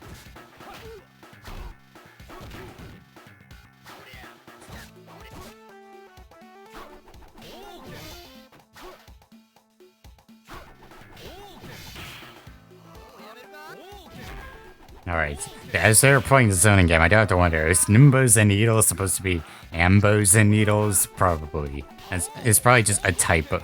Ooh, he raw jumped that. It's probably a typo, yeah. But it's still funny nonetheless. Ooh, got the rush combo though.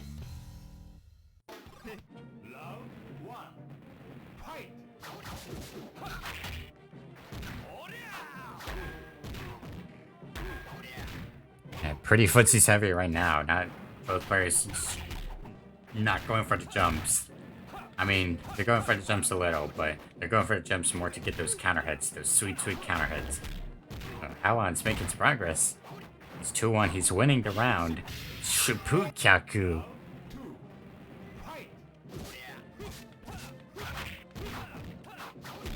Ah, whiffed the pursuit. Got punished for it.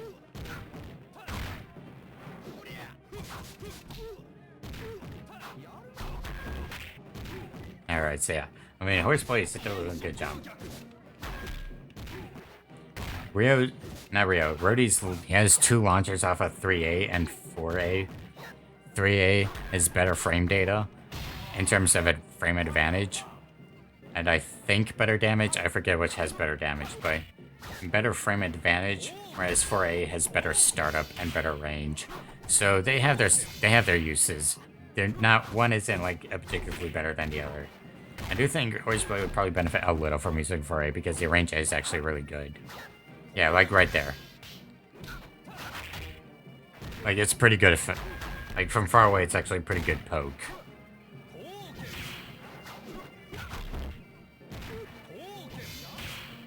Alright, he's making some progress. Alright, getting pretty tense. Oh, whiffed Hanshipugaku. Oh, got hit by the chip damage fireball. Oh, you hate to see it. You hate to see it. Still, credit to Horseplay. He knows, do not challenge Rio up front like that. Granted, Alan isn't doing the infinite, to be fair, but you don't want to challenge it like that. Either way, GG to both players. Alan 10 makes it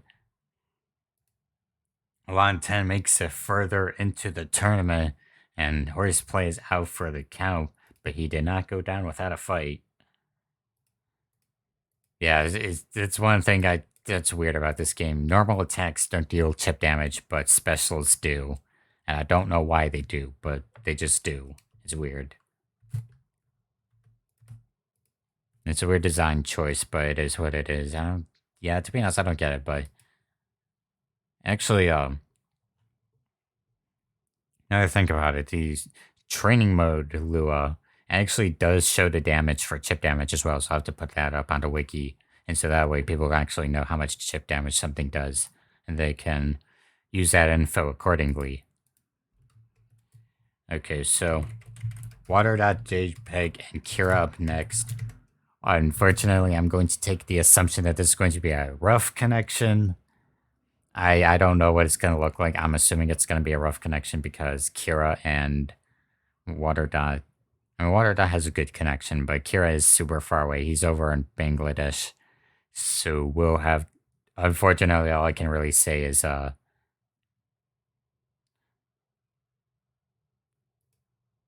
yeah. It probably was just, I misspoke, probably.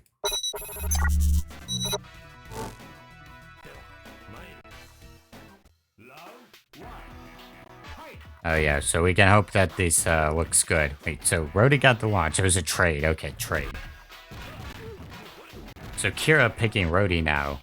I wonder if that means we're going to be seeing some crazy rush down pressure. Or is he just going to go for the projectile Rhodey? This matchup, I would say it's better for Rhodey because he's actually a lot faster than Jin is. Jin, he has his fast attacks, don't get me wrong, but Rhodey's fast attacks let him deal with some crazy 50-50 combos and mix-ups that can be hard to react to. Jin, he has the 50-50s, but he isn't fast enough to handle Rhodey's like monstrous rushdown pressure.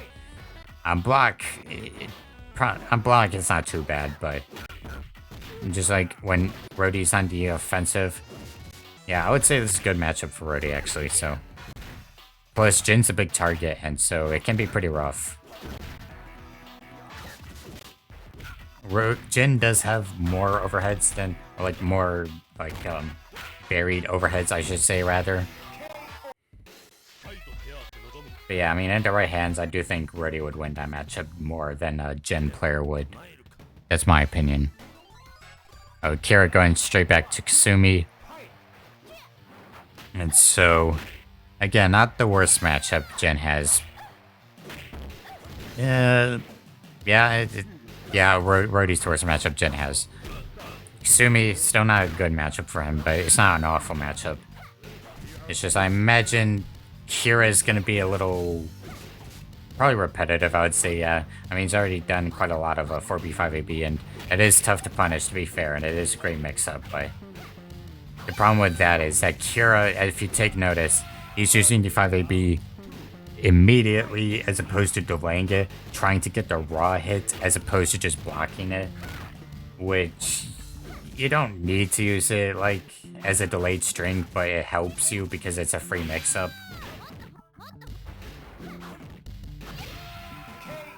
He took that one perfect though, so he still knows what he's doing. It's just, I do think he could use the delayed strings more to his benefit. Alright, so looking good, looking good. 1-1. Yeah, 1-1. I will be back really quickly.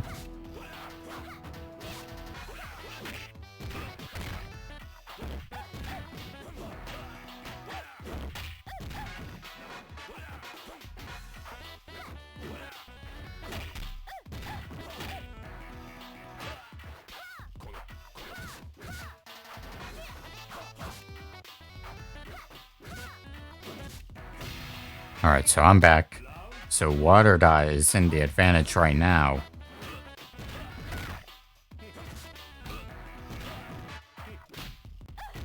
And yeah, looking pretty good right now for okay, I'm a bit distracted. Yeah, looking good for Kira at the moment. He got Xanayate to trade. Only needs one more hit. And alright, so 1-1, 1-1. Kira could probably use dash B and he'd be able to either trade or just get the free hit against Jin. And that's another thing, you can tell Kira's trying to go for the dash and jab, but I don't think he knows how to space it. Yeah, it takes practice, but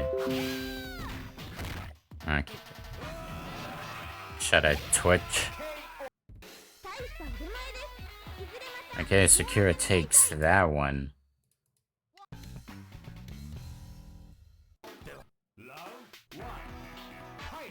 And looking pretty ordinary so far.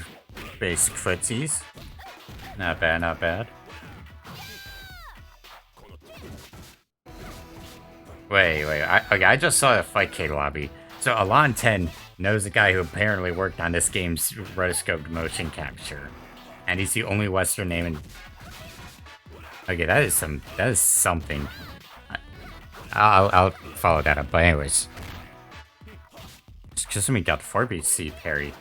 Yeah, 4C parry. Honestly, I think Kira definitely would benefit from using that more because it's the only parry, the only 4C parry in the game that actually pushes the character forward. Like it pushes Kasumi forward, and it's fairly ambiguous mix-up. So, yeah.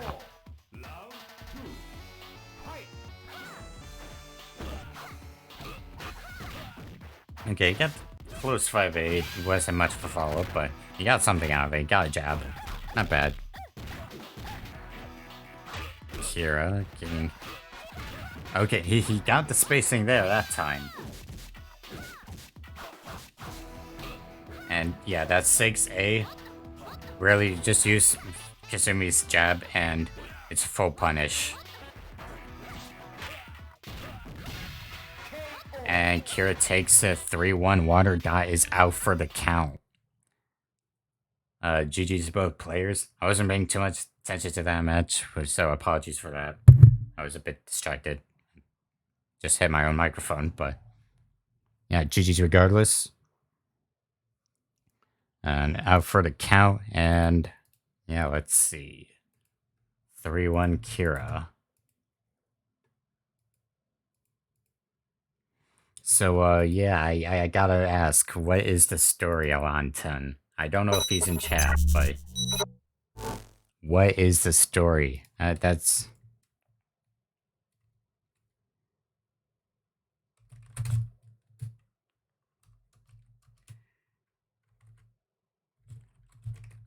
Yeah, we all wanna...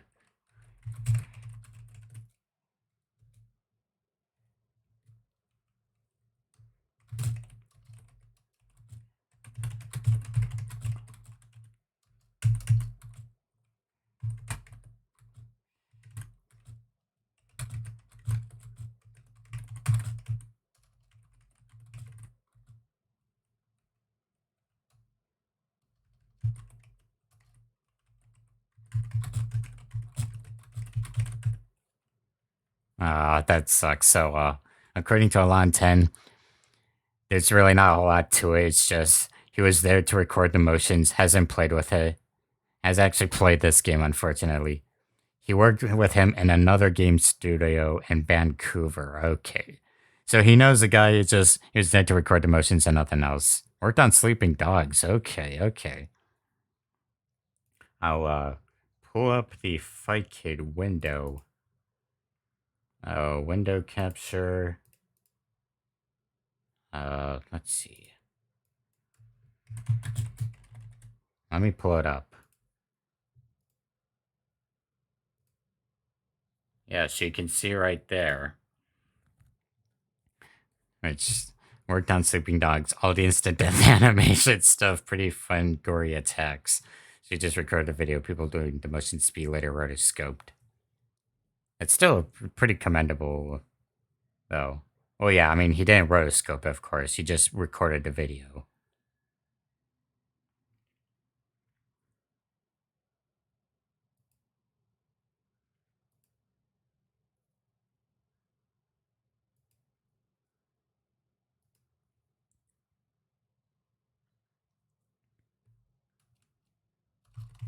I also gotta wonder if the actual devs, in any way surprised people play the game still.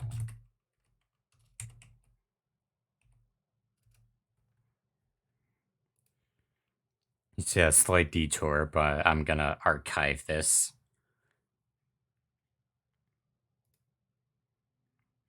The guy that played Weiler, he had to have been pretty like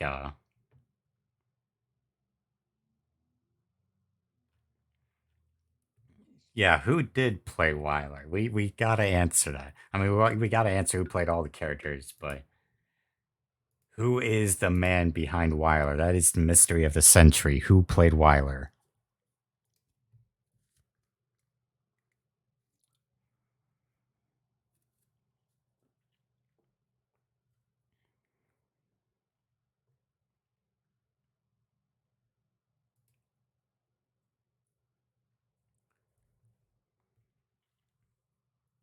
Lo Ferrigano?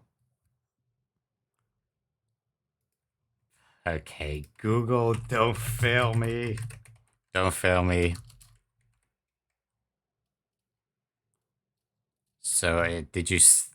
Is it spelled Ferigano, or is that just the Japanese people spelling it?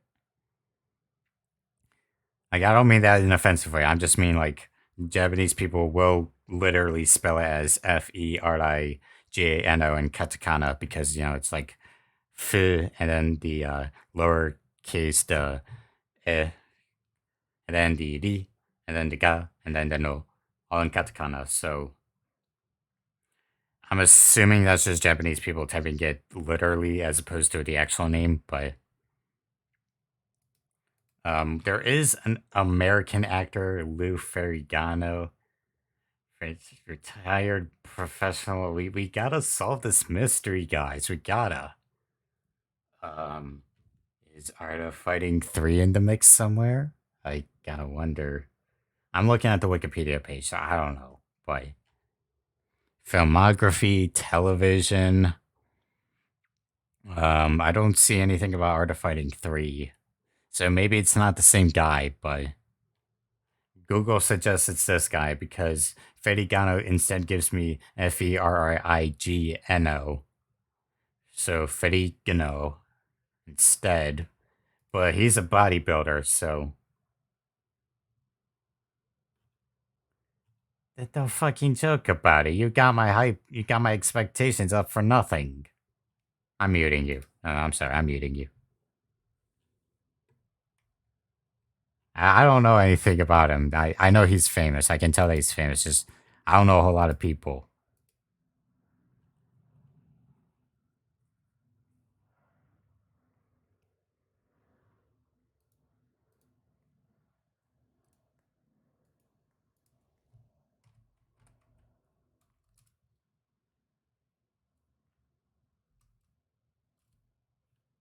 How do I mute?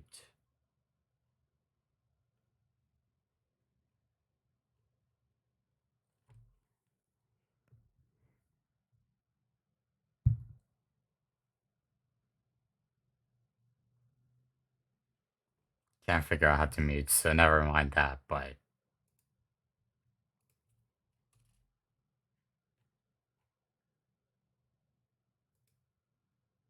Yeah, I know K-pop, but I don't know a lot of K-pop either. I listen to K-pop, but trust me, I don't know all the groups. Anyways, we gotta get move on with tournament. We had our little funsies. So yeah, we gotta get move on with tournament. Alan and Kira.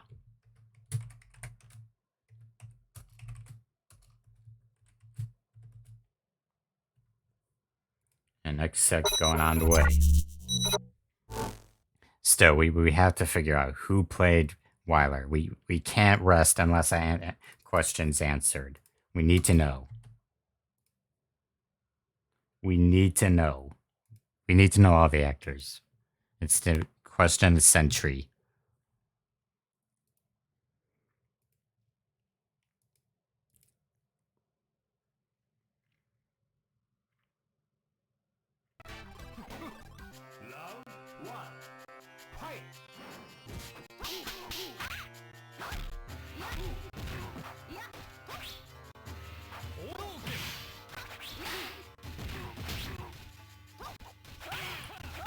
And Kira going for Lenny against Alan's Rio.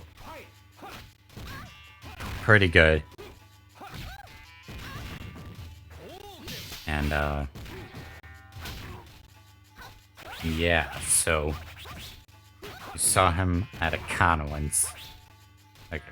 Anyways, yeah, I listen to K-pop. Trust me, I don't know all that many groups, so... I ignore most of the industry. There's so many people I just don't even bother. Honestly, even in some of the groups I listen to, I can't keep track of all the members in it because there's way too many people. So trust me, I don't know everyone. Yeah, Kira, he's playing Lenny. And unblockable? Are we gonna see an unblockable Rambu? Oh wait, no, Rayo doesn't have enough meter. He's playing Runaway, which... got choked. Tried to wall dive, and punished for it. Kira continues on as Lenny.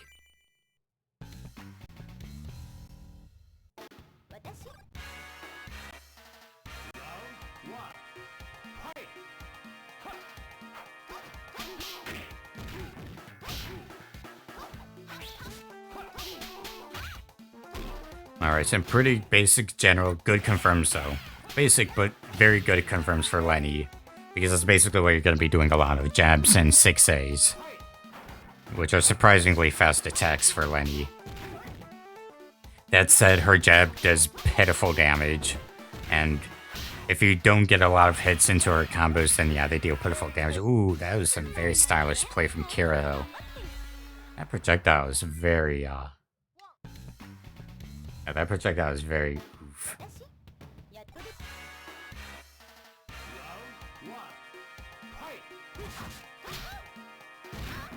Okay, so reset to neutral, knock down, counter hit. Yeah, I think lately we've been finally seeing more people play Lenny, because for like literally a year, no one played Lenny. It's only now that we're finally getting people playing Lenny. Like, genuinely, no one playing Lenny is for a whole year other than Pink Nako. And it mystifies me why that's the case. But hey, I mean, we're finally getting more people playing it, so... Playing her, so that's better than nothing.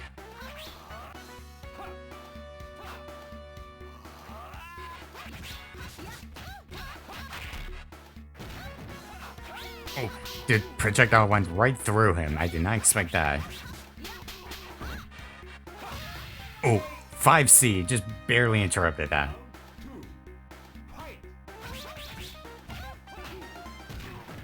Alright, so good for B, retreat. Always a good thing.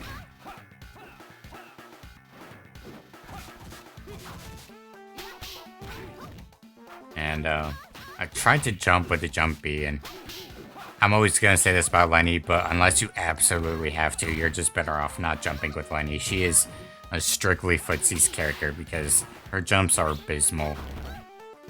Her landing recovery is also bad.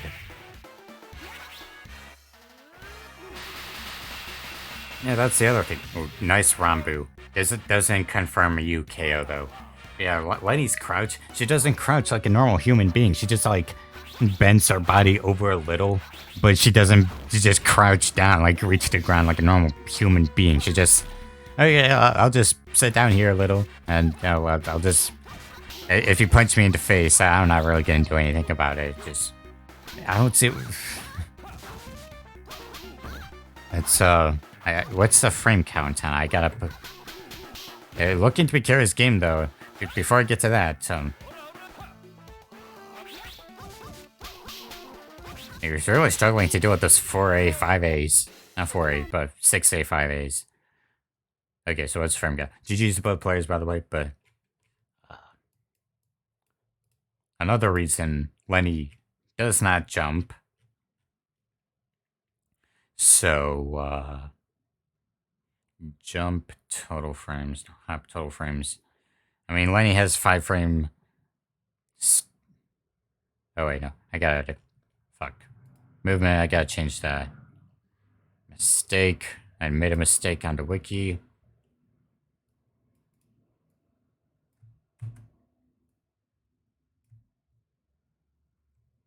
Paste. Okay, typo fixed. Yeah, it's all other characters, including Lenny, who has the 5 frame jump startup.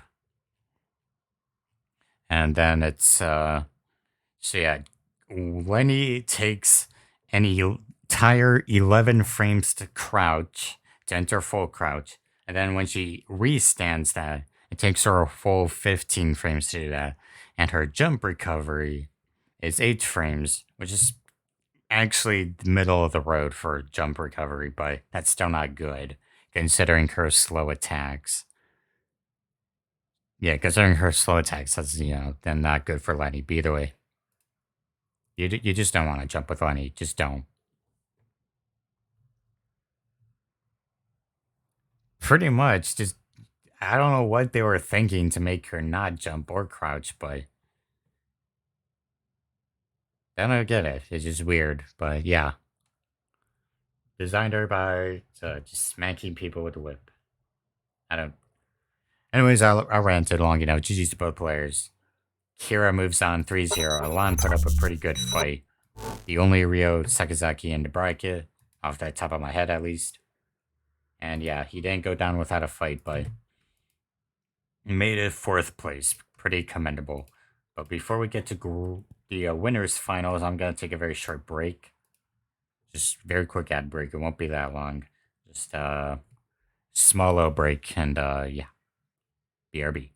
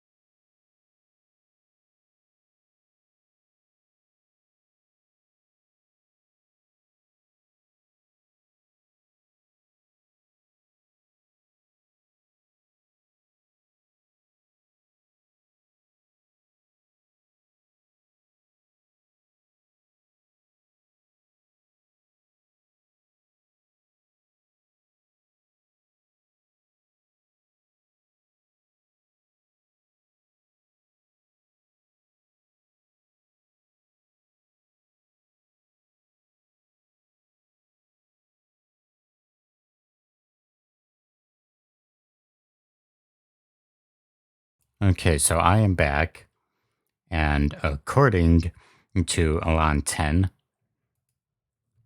or Alan M10, I should say, but I just said it's figured easier to just say Alan. Yeah. According to him, 100 cameras to capture the motion capture. And Rio's majestic mullet. Almost as much pollution as the hairspray he used. So yeah, we're going to get winners finals now.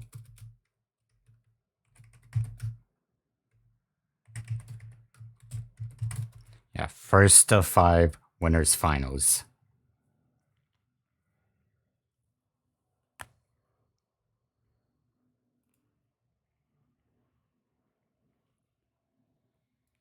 And yeah, I mean, it's been almost 2.5 hours, but perfectly understandable. If we had a bigger break, I would definitely cut out some sets, but since we don't, yeah, I figured may as well just stream the whole thing, get no harm in it. And everyone else is here doing hunky dory.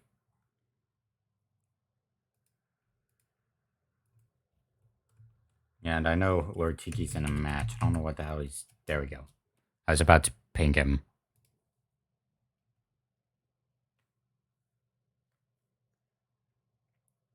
That footage is probably buried somewhere in SNK's offices. We have no idea where it would be, but it's probably buried somewhere.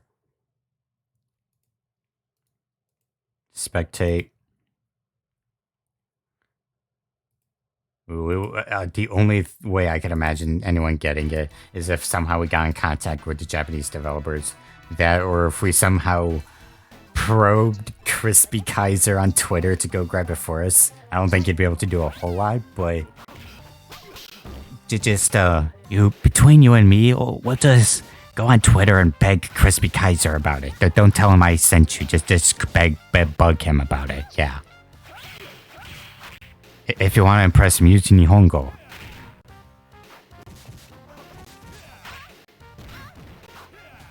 I mean, it was through Crispy Kaiser that I found out not only does Sakeru Gumi exist, Sakeru cheese exist. And God forbid what the Sakeru cheese ads look like.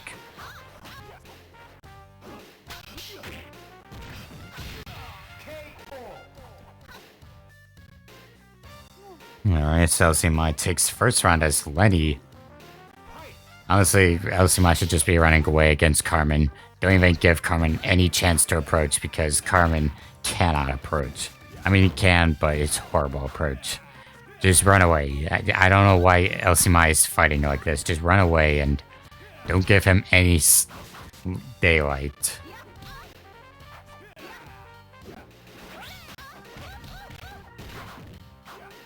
This is looking pretty good for Lord Tiki at the moment. I mean, LC won first round, but considering Carmen's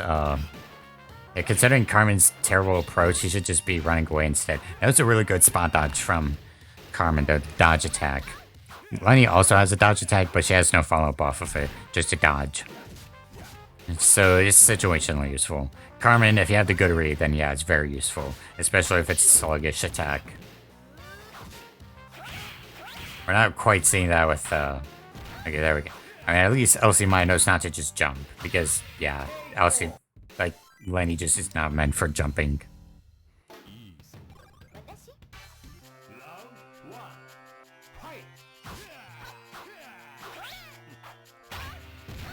A really good stand 5C from Carmen. It is 7 frames, just like his jab, so it comes out just as fast and is, yeah, pretty good overall. I guess you could make the argument that anti-airs, it doesn't really seem like it does, but you could make the argument it does. I mean, jab's anti-air, so and 5C is basically just a stronger jab, so yeah, you could make that argument. Really clean finish from Lord Tiki, just crushing LCMI in the corner.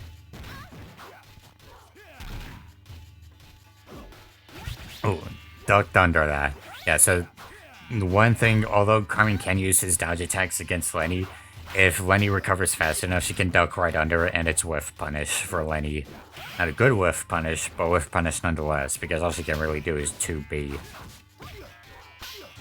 Okay, got the stagger. Not much of follow, but just a 6A. And yeah, Carmen's 6B is at like 14 frames startup. Or 16, I forgot which. But it's pretty slow compared to Lenny's fast jab and rush combo pressure. So I don't blame him for not using that. Ooh, got to confirm. It's 2-0 Lord Tiki. He's learning the matchup. I wouldn't stick with... Yeah, I would just have switched Kasumi by that point because Kasumi can duck under a lot of Carmen's pressure and... Got the forcey parry. No meter now. I mean, he has blue meter, but the problem with blue meter is that he got the taunt. Yeah, so the thing with blue meter is, while Kasumi can still use Kasane Ate, only 2 pillars come out and the damage is weakened. Like, Carmen is doing a great job making sure Kasumi has 0 meter. And Kasumi does have Kasane Ate still under purple meter, but it's 1 bar, 1 pillar I should say, and only does 256 damage, which is pretty pathetic. That's the amount of damage her close jab does. So yeah, not good overall. We'll just barely close that out, but he's really choking right there.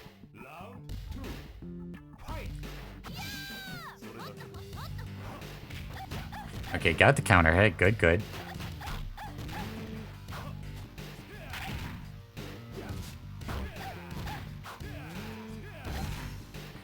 Gonna low? No, he went for the 4B, got parried. I was gonna say, if he went for the low, that would have been a free counter, and he would have kept LCMI trapped in the corner. LCMI is learning. He doesn't know how to fully deal with the lows, but he's learning. Oh, that was a very disgusting jump B.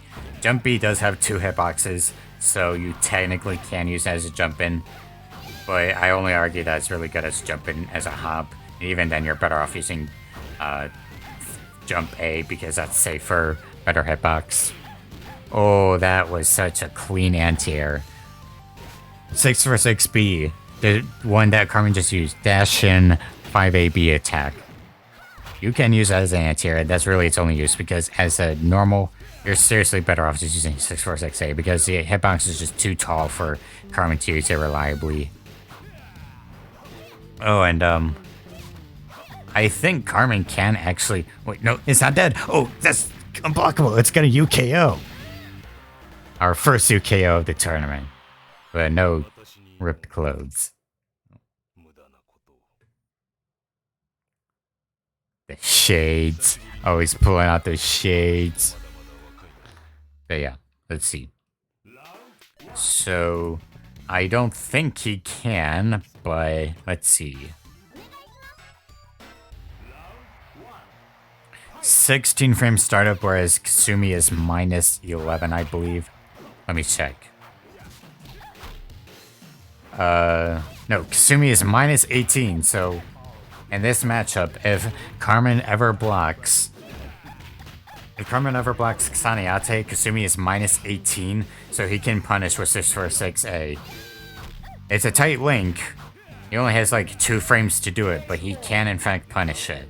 So there's one saving grace Lord Tiki does have in this matchup, that he can in fact punish the Kasane Ate.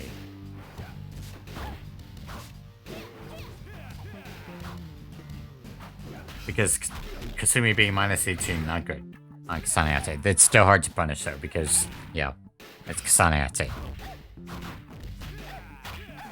It's just such a difficult attack to punish.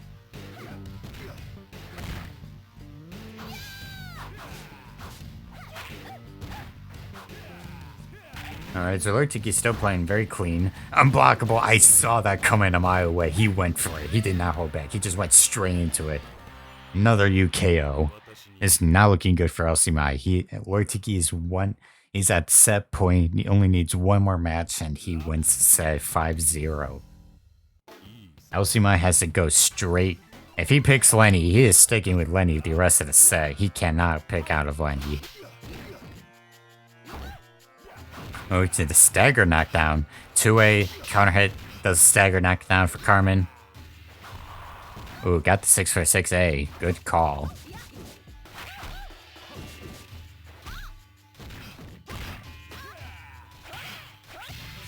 Oh, good fireball pressure. Good fireball pressure.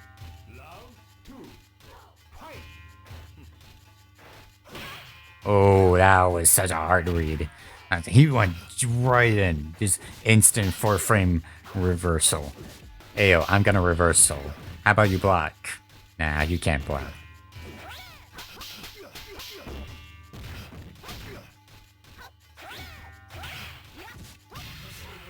Okay, LCMI won one match finally.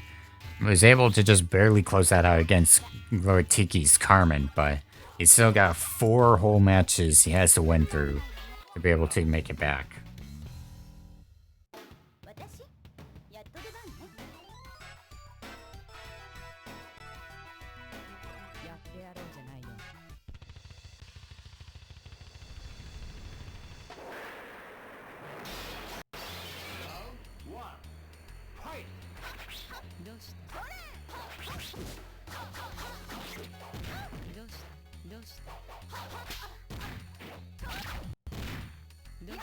Alright, so, wait, Lord Tiki's picking Sinclair? Oh no, this is not looking good.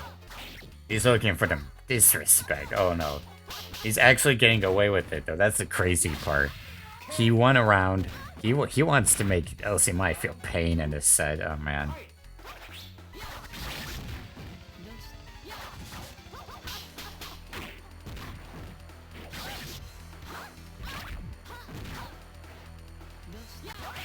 Alright, so yeah, Lord Tiki. Yeah, okay, both players around half a life. What? Okay, what Lord Tiki just used right there, 6 for 6A, never use that attack, is single-handedly the worst special move in the game. It is actual trash. Don't use it. If Sinclair uses 6 for 6A, the opponent can actually dash right out of it, punish it clean, and yeah, it's not good. Just don't use it ever. That 4-8B, that was clutch though. Lord Tiki moves on to Grand Finals. GG's to both players. He did a really good job just waiting very last minute to use that 4-AB, and it worked. Talk about the disrespect. Like, generally talk about some disrespect. But, yeah, I'm hoping everyone's days are going pretty well. Only 2 more sets. I'll be fair, I mean, I'm getting a teensy bit tired commentating, but that's just me.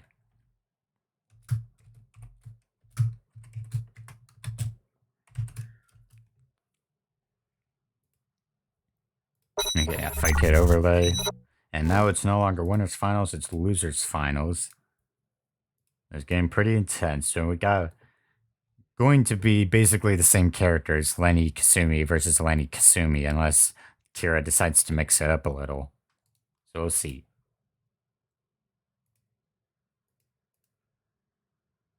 I'll be right back really quickly though. You have to BRB a bench.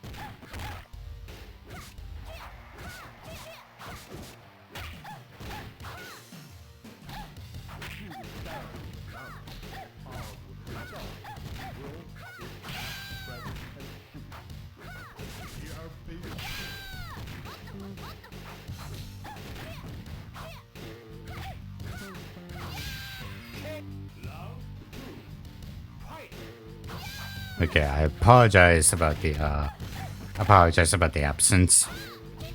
I was a little distracted, but now I'm back. So yeah, Kira, he's playing Kasumi, and LCMI also playing Kasumi. Not looking greatest for LCMI though. Kira is up 3-0. Confirms Kira is getting are pretty crazy.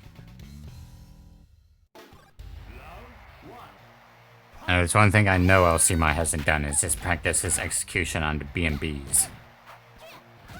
Which, to be fair, Kira really hasn't either, but that would definitely help. He just went for 6 AB. He could have extended that with more damage, though. Not sure why he didn't do that.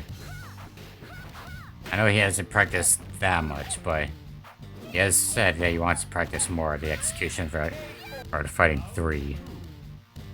Either way, Kira is doing a really good job confirming those Kasane Ates using that 5C. I don't necessarily agree with ending a combo on 5C, but he's still doing a good job with it. And now he's up 4-0. LCMI is not looking good at all for LCMI.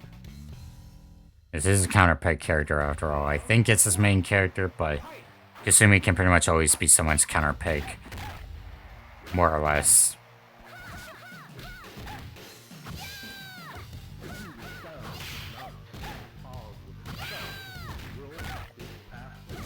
Honestly, you could punish... I'm pretty sure you can punish Kasane Ate with another Kasane Ate, because the Kasane Ate startup is 11 and Kasumi's minus 18, so that's a big hole that... there you go. Just like, that's a big hole that LCMI could definitely use to punish the attack with. It's difficult to link, but you could do it. And that is actually plus on block, so you cannot punish that, the right ho-ho. If Kasumi uses right ho-ho on you, and it ever connects at all, unless it's on whiff, you ain't punishing it. Even on whiff, it's very difficult to punish because the recovery is so tiny.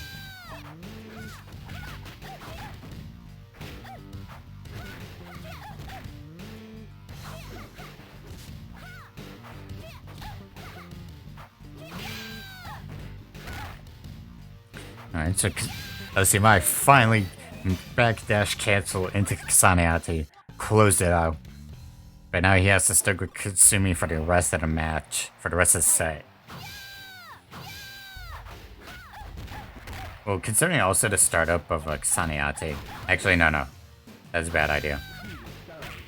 I was going to say just 5 AB, but that would just trade and that would not be good because that would just be a huge chunk of damage loss for LCMI. He's still really struggling dealing with Kira though. Oh, it froze. No, it's only it crashed. No, it did crash. Okay, there we go.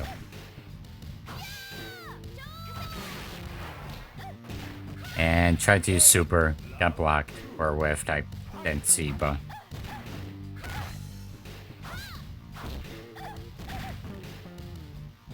Alright, making good progress though for both players.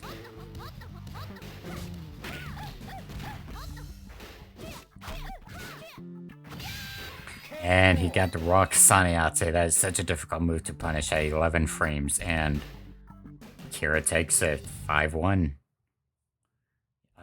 It's another 5-1. So GG's Kira. He moves on to Grand Finals. He has to win 10 matches if he wants to win the tournament. As opposed to Lord Tiki, who only has to win 1. The wall can break. Are you talking about the back wall? I'll rewind the footage later on, but I don't think there is such a wall break graphic. I wasn't paying the closest attention because I was busy looking at the bracket, but either way, GG's to both players. Now Grand Finals.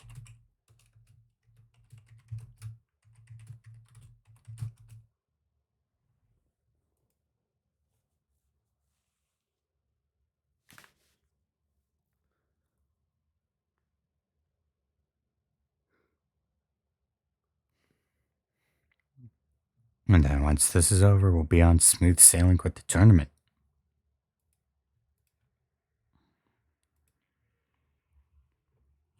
But yeah, I'll rewind footage, and it probably does maybe break. I mean, this game is full of graphical nuances. Like even the graphics, you can play in certain stages, and the characters will actually have either be lightened. Thanks for the double gift sub, by the way. But yeah, there are two. As I was saying, so. Oh, they exposed some pipes. Okay. Oh yeah, that wall. That okay.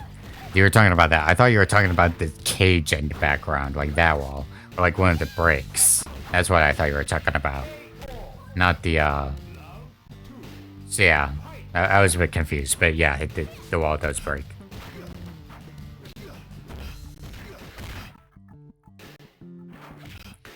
And as I was saying, yeah, some stages it'll actually change the color range, like it'll have like a quote-unquote lighting effect where it does actually affect the colors of the characters based on whether the stage is darker or lighter, which is a really neat touch-up that I don't think most people actually notice. And even there, like, they go out of the light into the shadow, and so the characters get a darker patch. Pretty interesting. And Kira takes it 1-0 so far.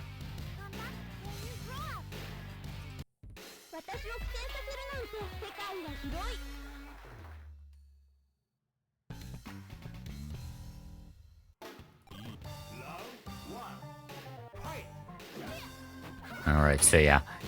Got the dodge attack into overhead, 3A, 3A.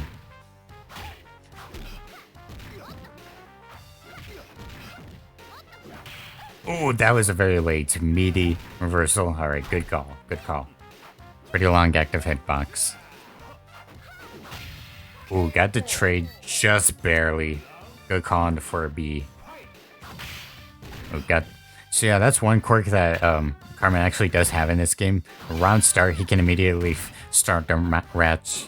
He can immediately start the match with 5C.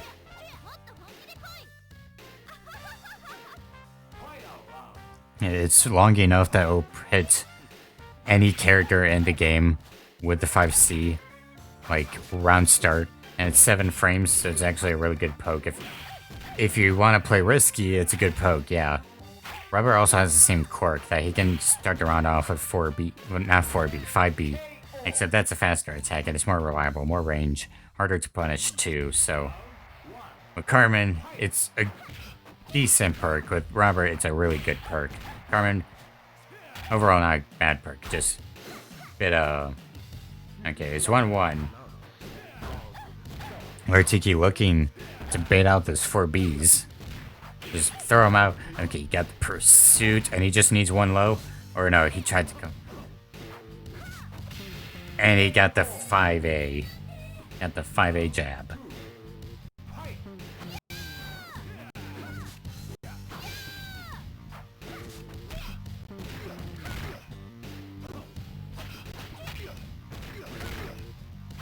Alright, so got the punch and got another reversal. He got the tick throw. Yeah, it's kind of difficult getting those tick throws for any character, but Carmen's pretty good at getting tick throws, and now he's up 2-1. Yeah, I think Carmen's tools are most beneficial for getting tick throws because he's just got really good frame advantage, and his tools in particular, like, it helps push him forward and just push him right into throw range. Yeah, you can't really mix up with 5A or 5C on the 4B, even if it's blocked, because they're both exactly 7 frames of startup. They're both same startup, so you can't really make that mix up.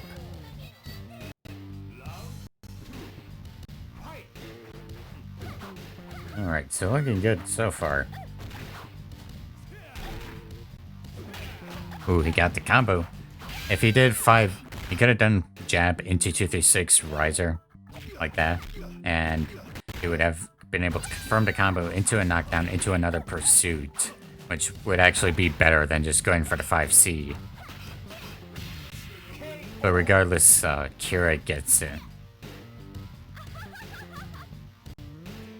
You can actually end combos with a dash A 4B instead of the 5C, and it's more damage. And it's really not that less. It's slower startup, but it's still better. A better alternative.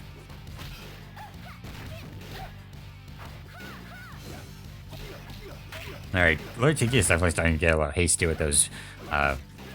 They are still punishable, of course, despite their crazy fast startup, but he's definitely getting a little hasty with the DPs.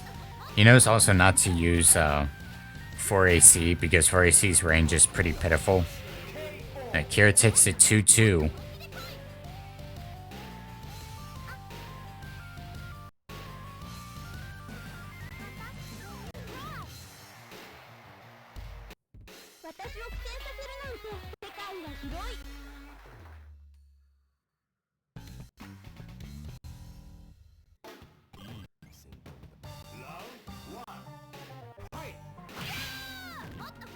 Immediate round start, Kasane outtake. Good call.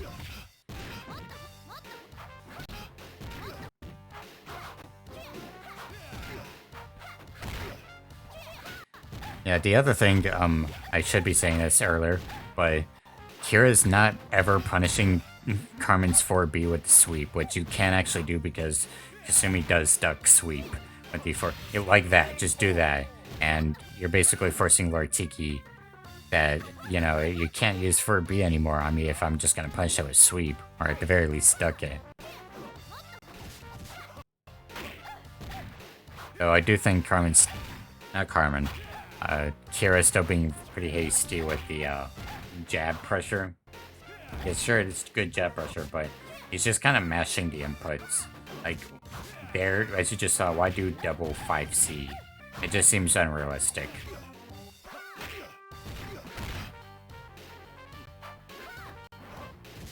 Yeah, it just seems unrealistic in my opinion. That, anyways.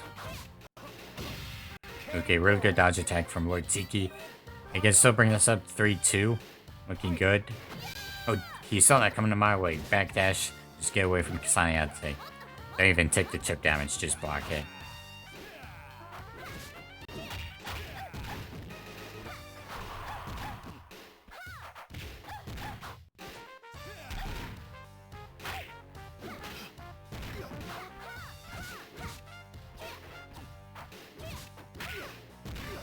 Alright. I went for the 5AB. I'm not quite sure why. Maybe he thought Kira is going to jump at him, so he's got an anti-air, but it's really about the only use you have for 5AB against Kasumi, because Kasumi's just going to duck under it.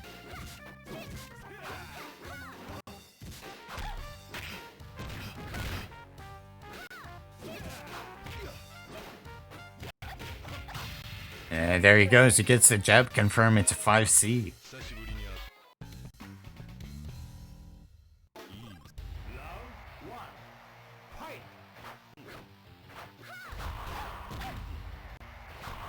Oh, double 6-for-6A. Alright. I can dig it.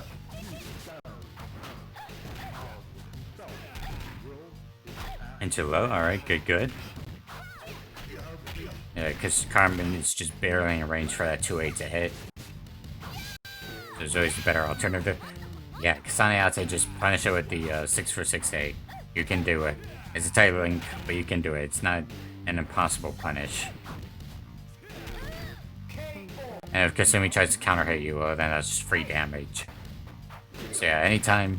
There's one thing Lord Tiki definitely should start using more. Oh shit! Kira got the 4A parry. That's a 2-frame window. Kira got the inconspicuous 4A parry 2-frame window, and he didn't get much of a follow-up. We only got 666B, the dash attack, the 66B, but hey, he was able to capitalize on it, and he was able to win the round. That deals a quarter of damage of your life bar at that hit, so always a good reward. It does as much damage as Kasane Ate, actually, and it staggers so Kasumi's plus and can combo onto it.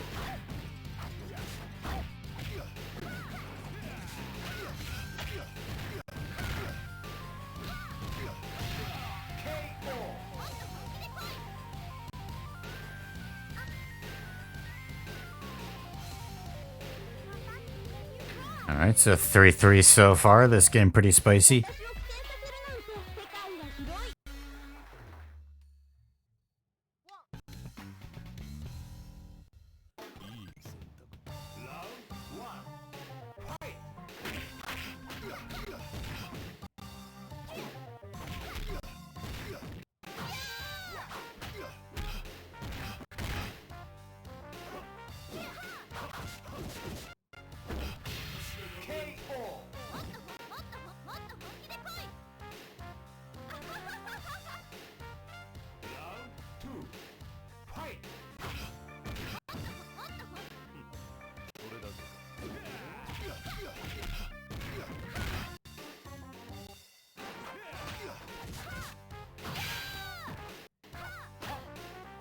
Alright, so this is still looking to be Kira's game, and Lord Tiki used the super. Just use the super.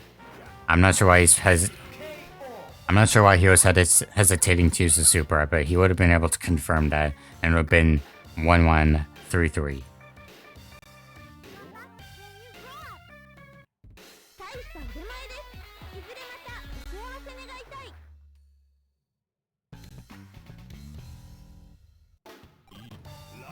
I mean, to be fair, Kasumi can duck it with 2B, but unlikely considering Kira isn't very keen on using those 2Bs anyways.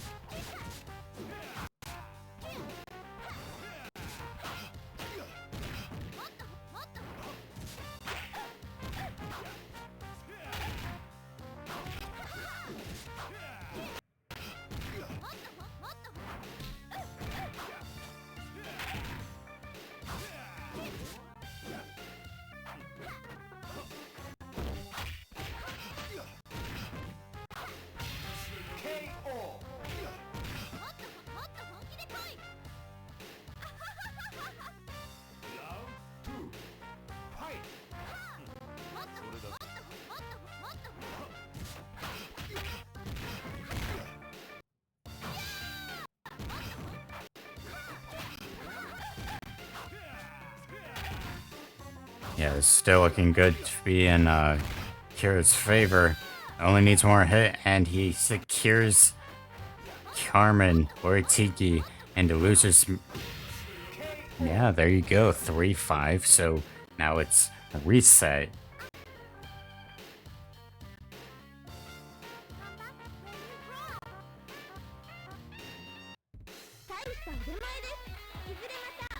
So yes, it is a reset. Motto, motto, motto, motto, motto.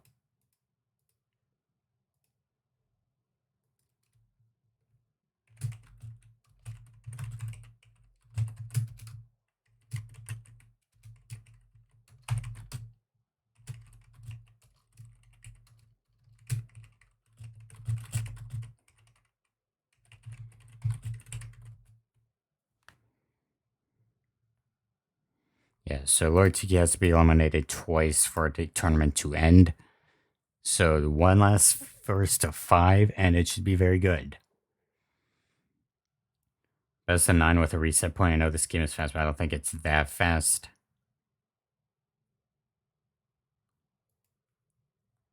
Yeah, you might have a point.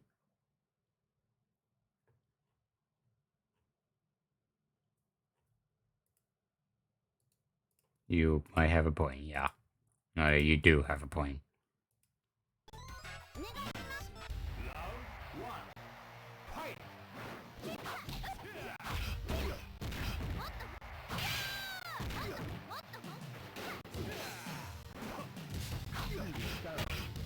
I don't know. I mean, people agree that.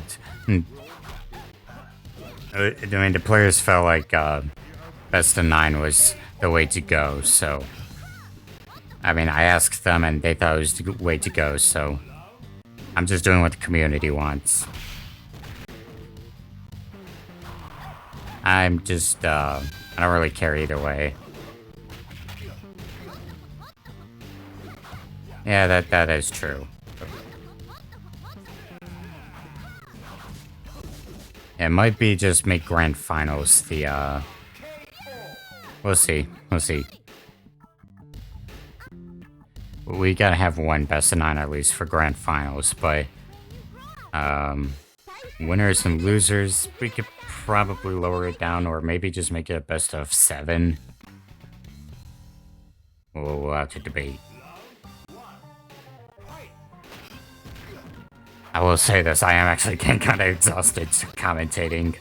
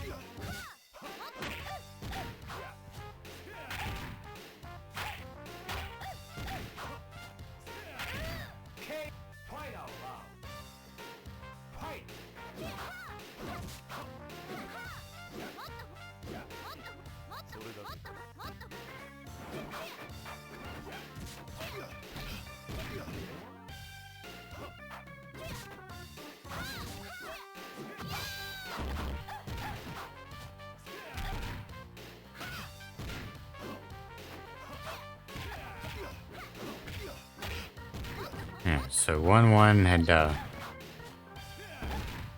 yeah, no, I can't lie, I'm so fucking exhausted commentating. Even though I know this game pretty much inside out. I don't know what else to add, I'm tired.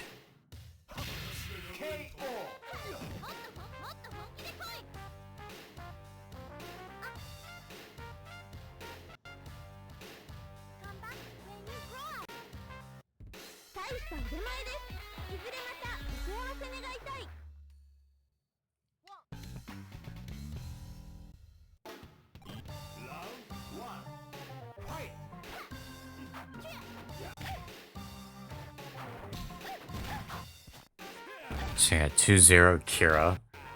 Lord Tiki has the advantage at the moment.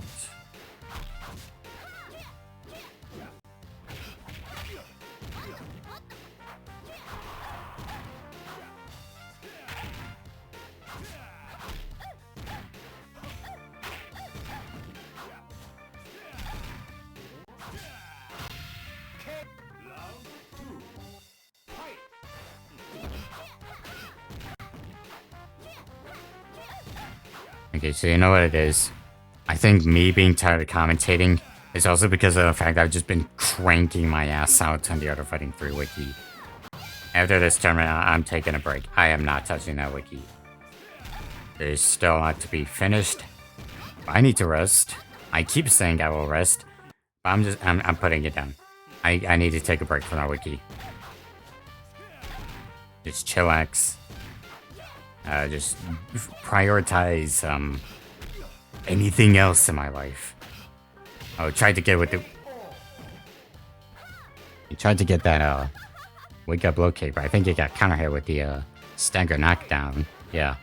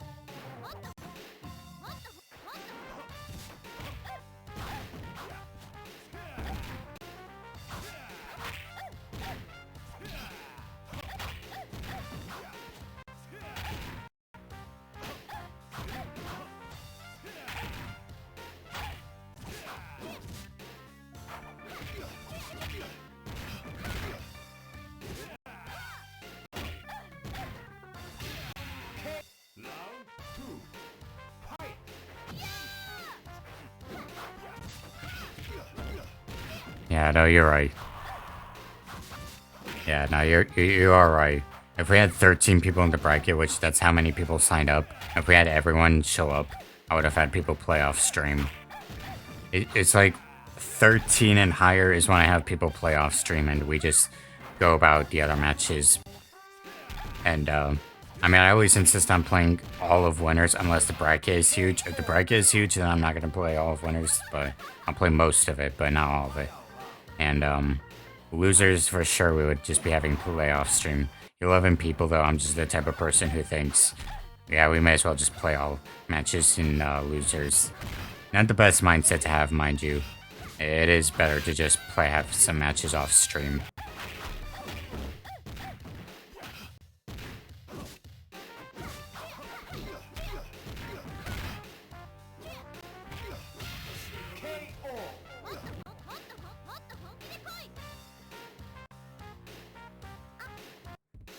It was about like hour 20 or so that we started losers. But you are right.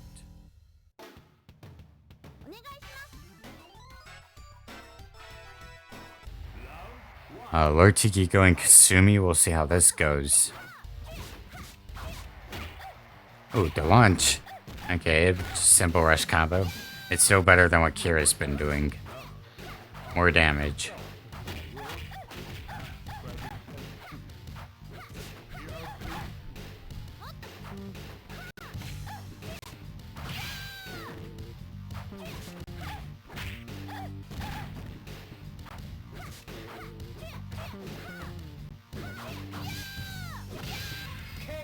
Alright, so good. Got Kasane in. Just punish Kasane with Kasane. There's really nothing they can do about it.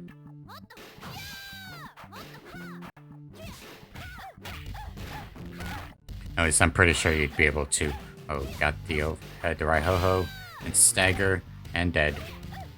If you went for Kasane, that would have been death.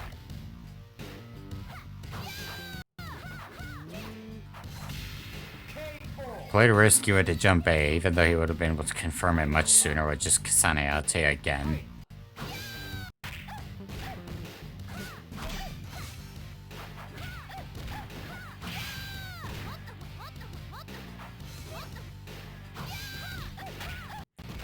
Yeah, this is champion point. He just needs one more win.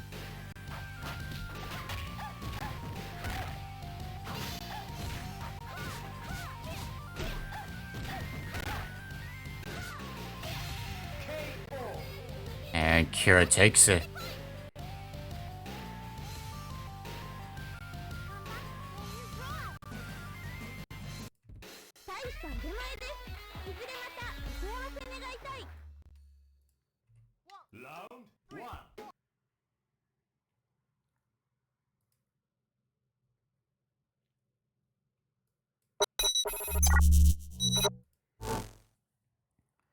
Yeah, so GG's to both players. Lord Tiki he almost had it, but unfortunately Kira just played better.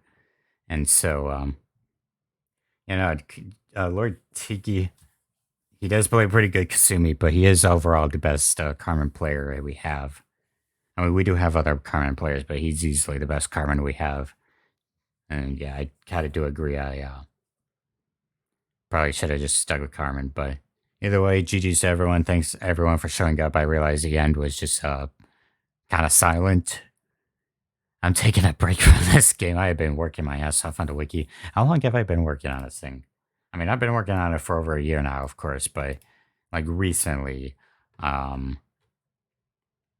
Order 50. I have been making edits since May, it looks like. Yeah, since like some chunks in May, then started making more chunks in June. Yeah, more chunks in June. And yeah, just like big chunks in June, and just I need a break. Yeah, so yeah, thank you everyone for showing up. And again, GG's to everyone. I'm gonna raid someone. We'll see how I'll raid. I'll do another tournament at some point in the future, but I want to finish the fighting wiki, but not right now. Still, GG's to everyone. It was always fun. I always enjoy streaming these tournaments, and we'll just have to see what I do about the. We'll have to reconsider the. We will have to reconsider how we do the set count. I think. We'll see, but either way, I'm gonna send you guys over to be more crazy, or Toby for short. Yeah, so we can have that discussion another time about the sets. We'll see what we should do. But either way, there you go. Raid that guy. Give him some love. They're playing a TMNTX Justice League. Not really a game I personally am like big fond of, but should be interesting nonetheless. Thank you all. I need a break. Have a nice night. Peace. Please check out the wiki.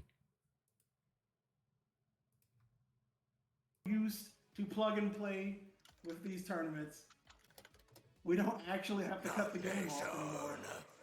Oh, Lich Massacre, thank you for the raid. 7 viewers. Welcome, everyone. I hope you guys are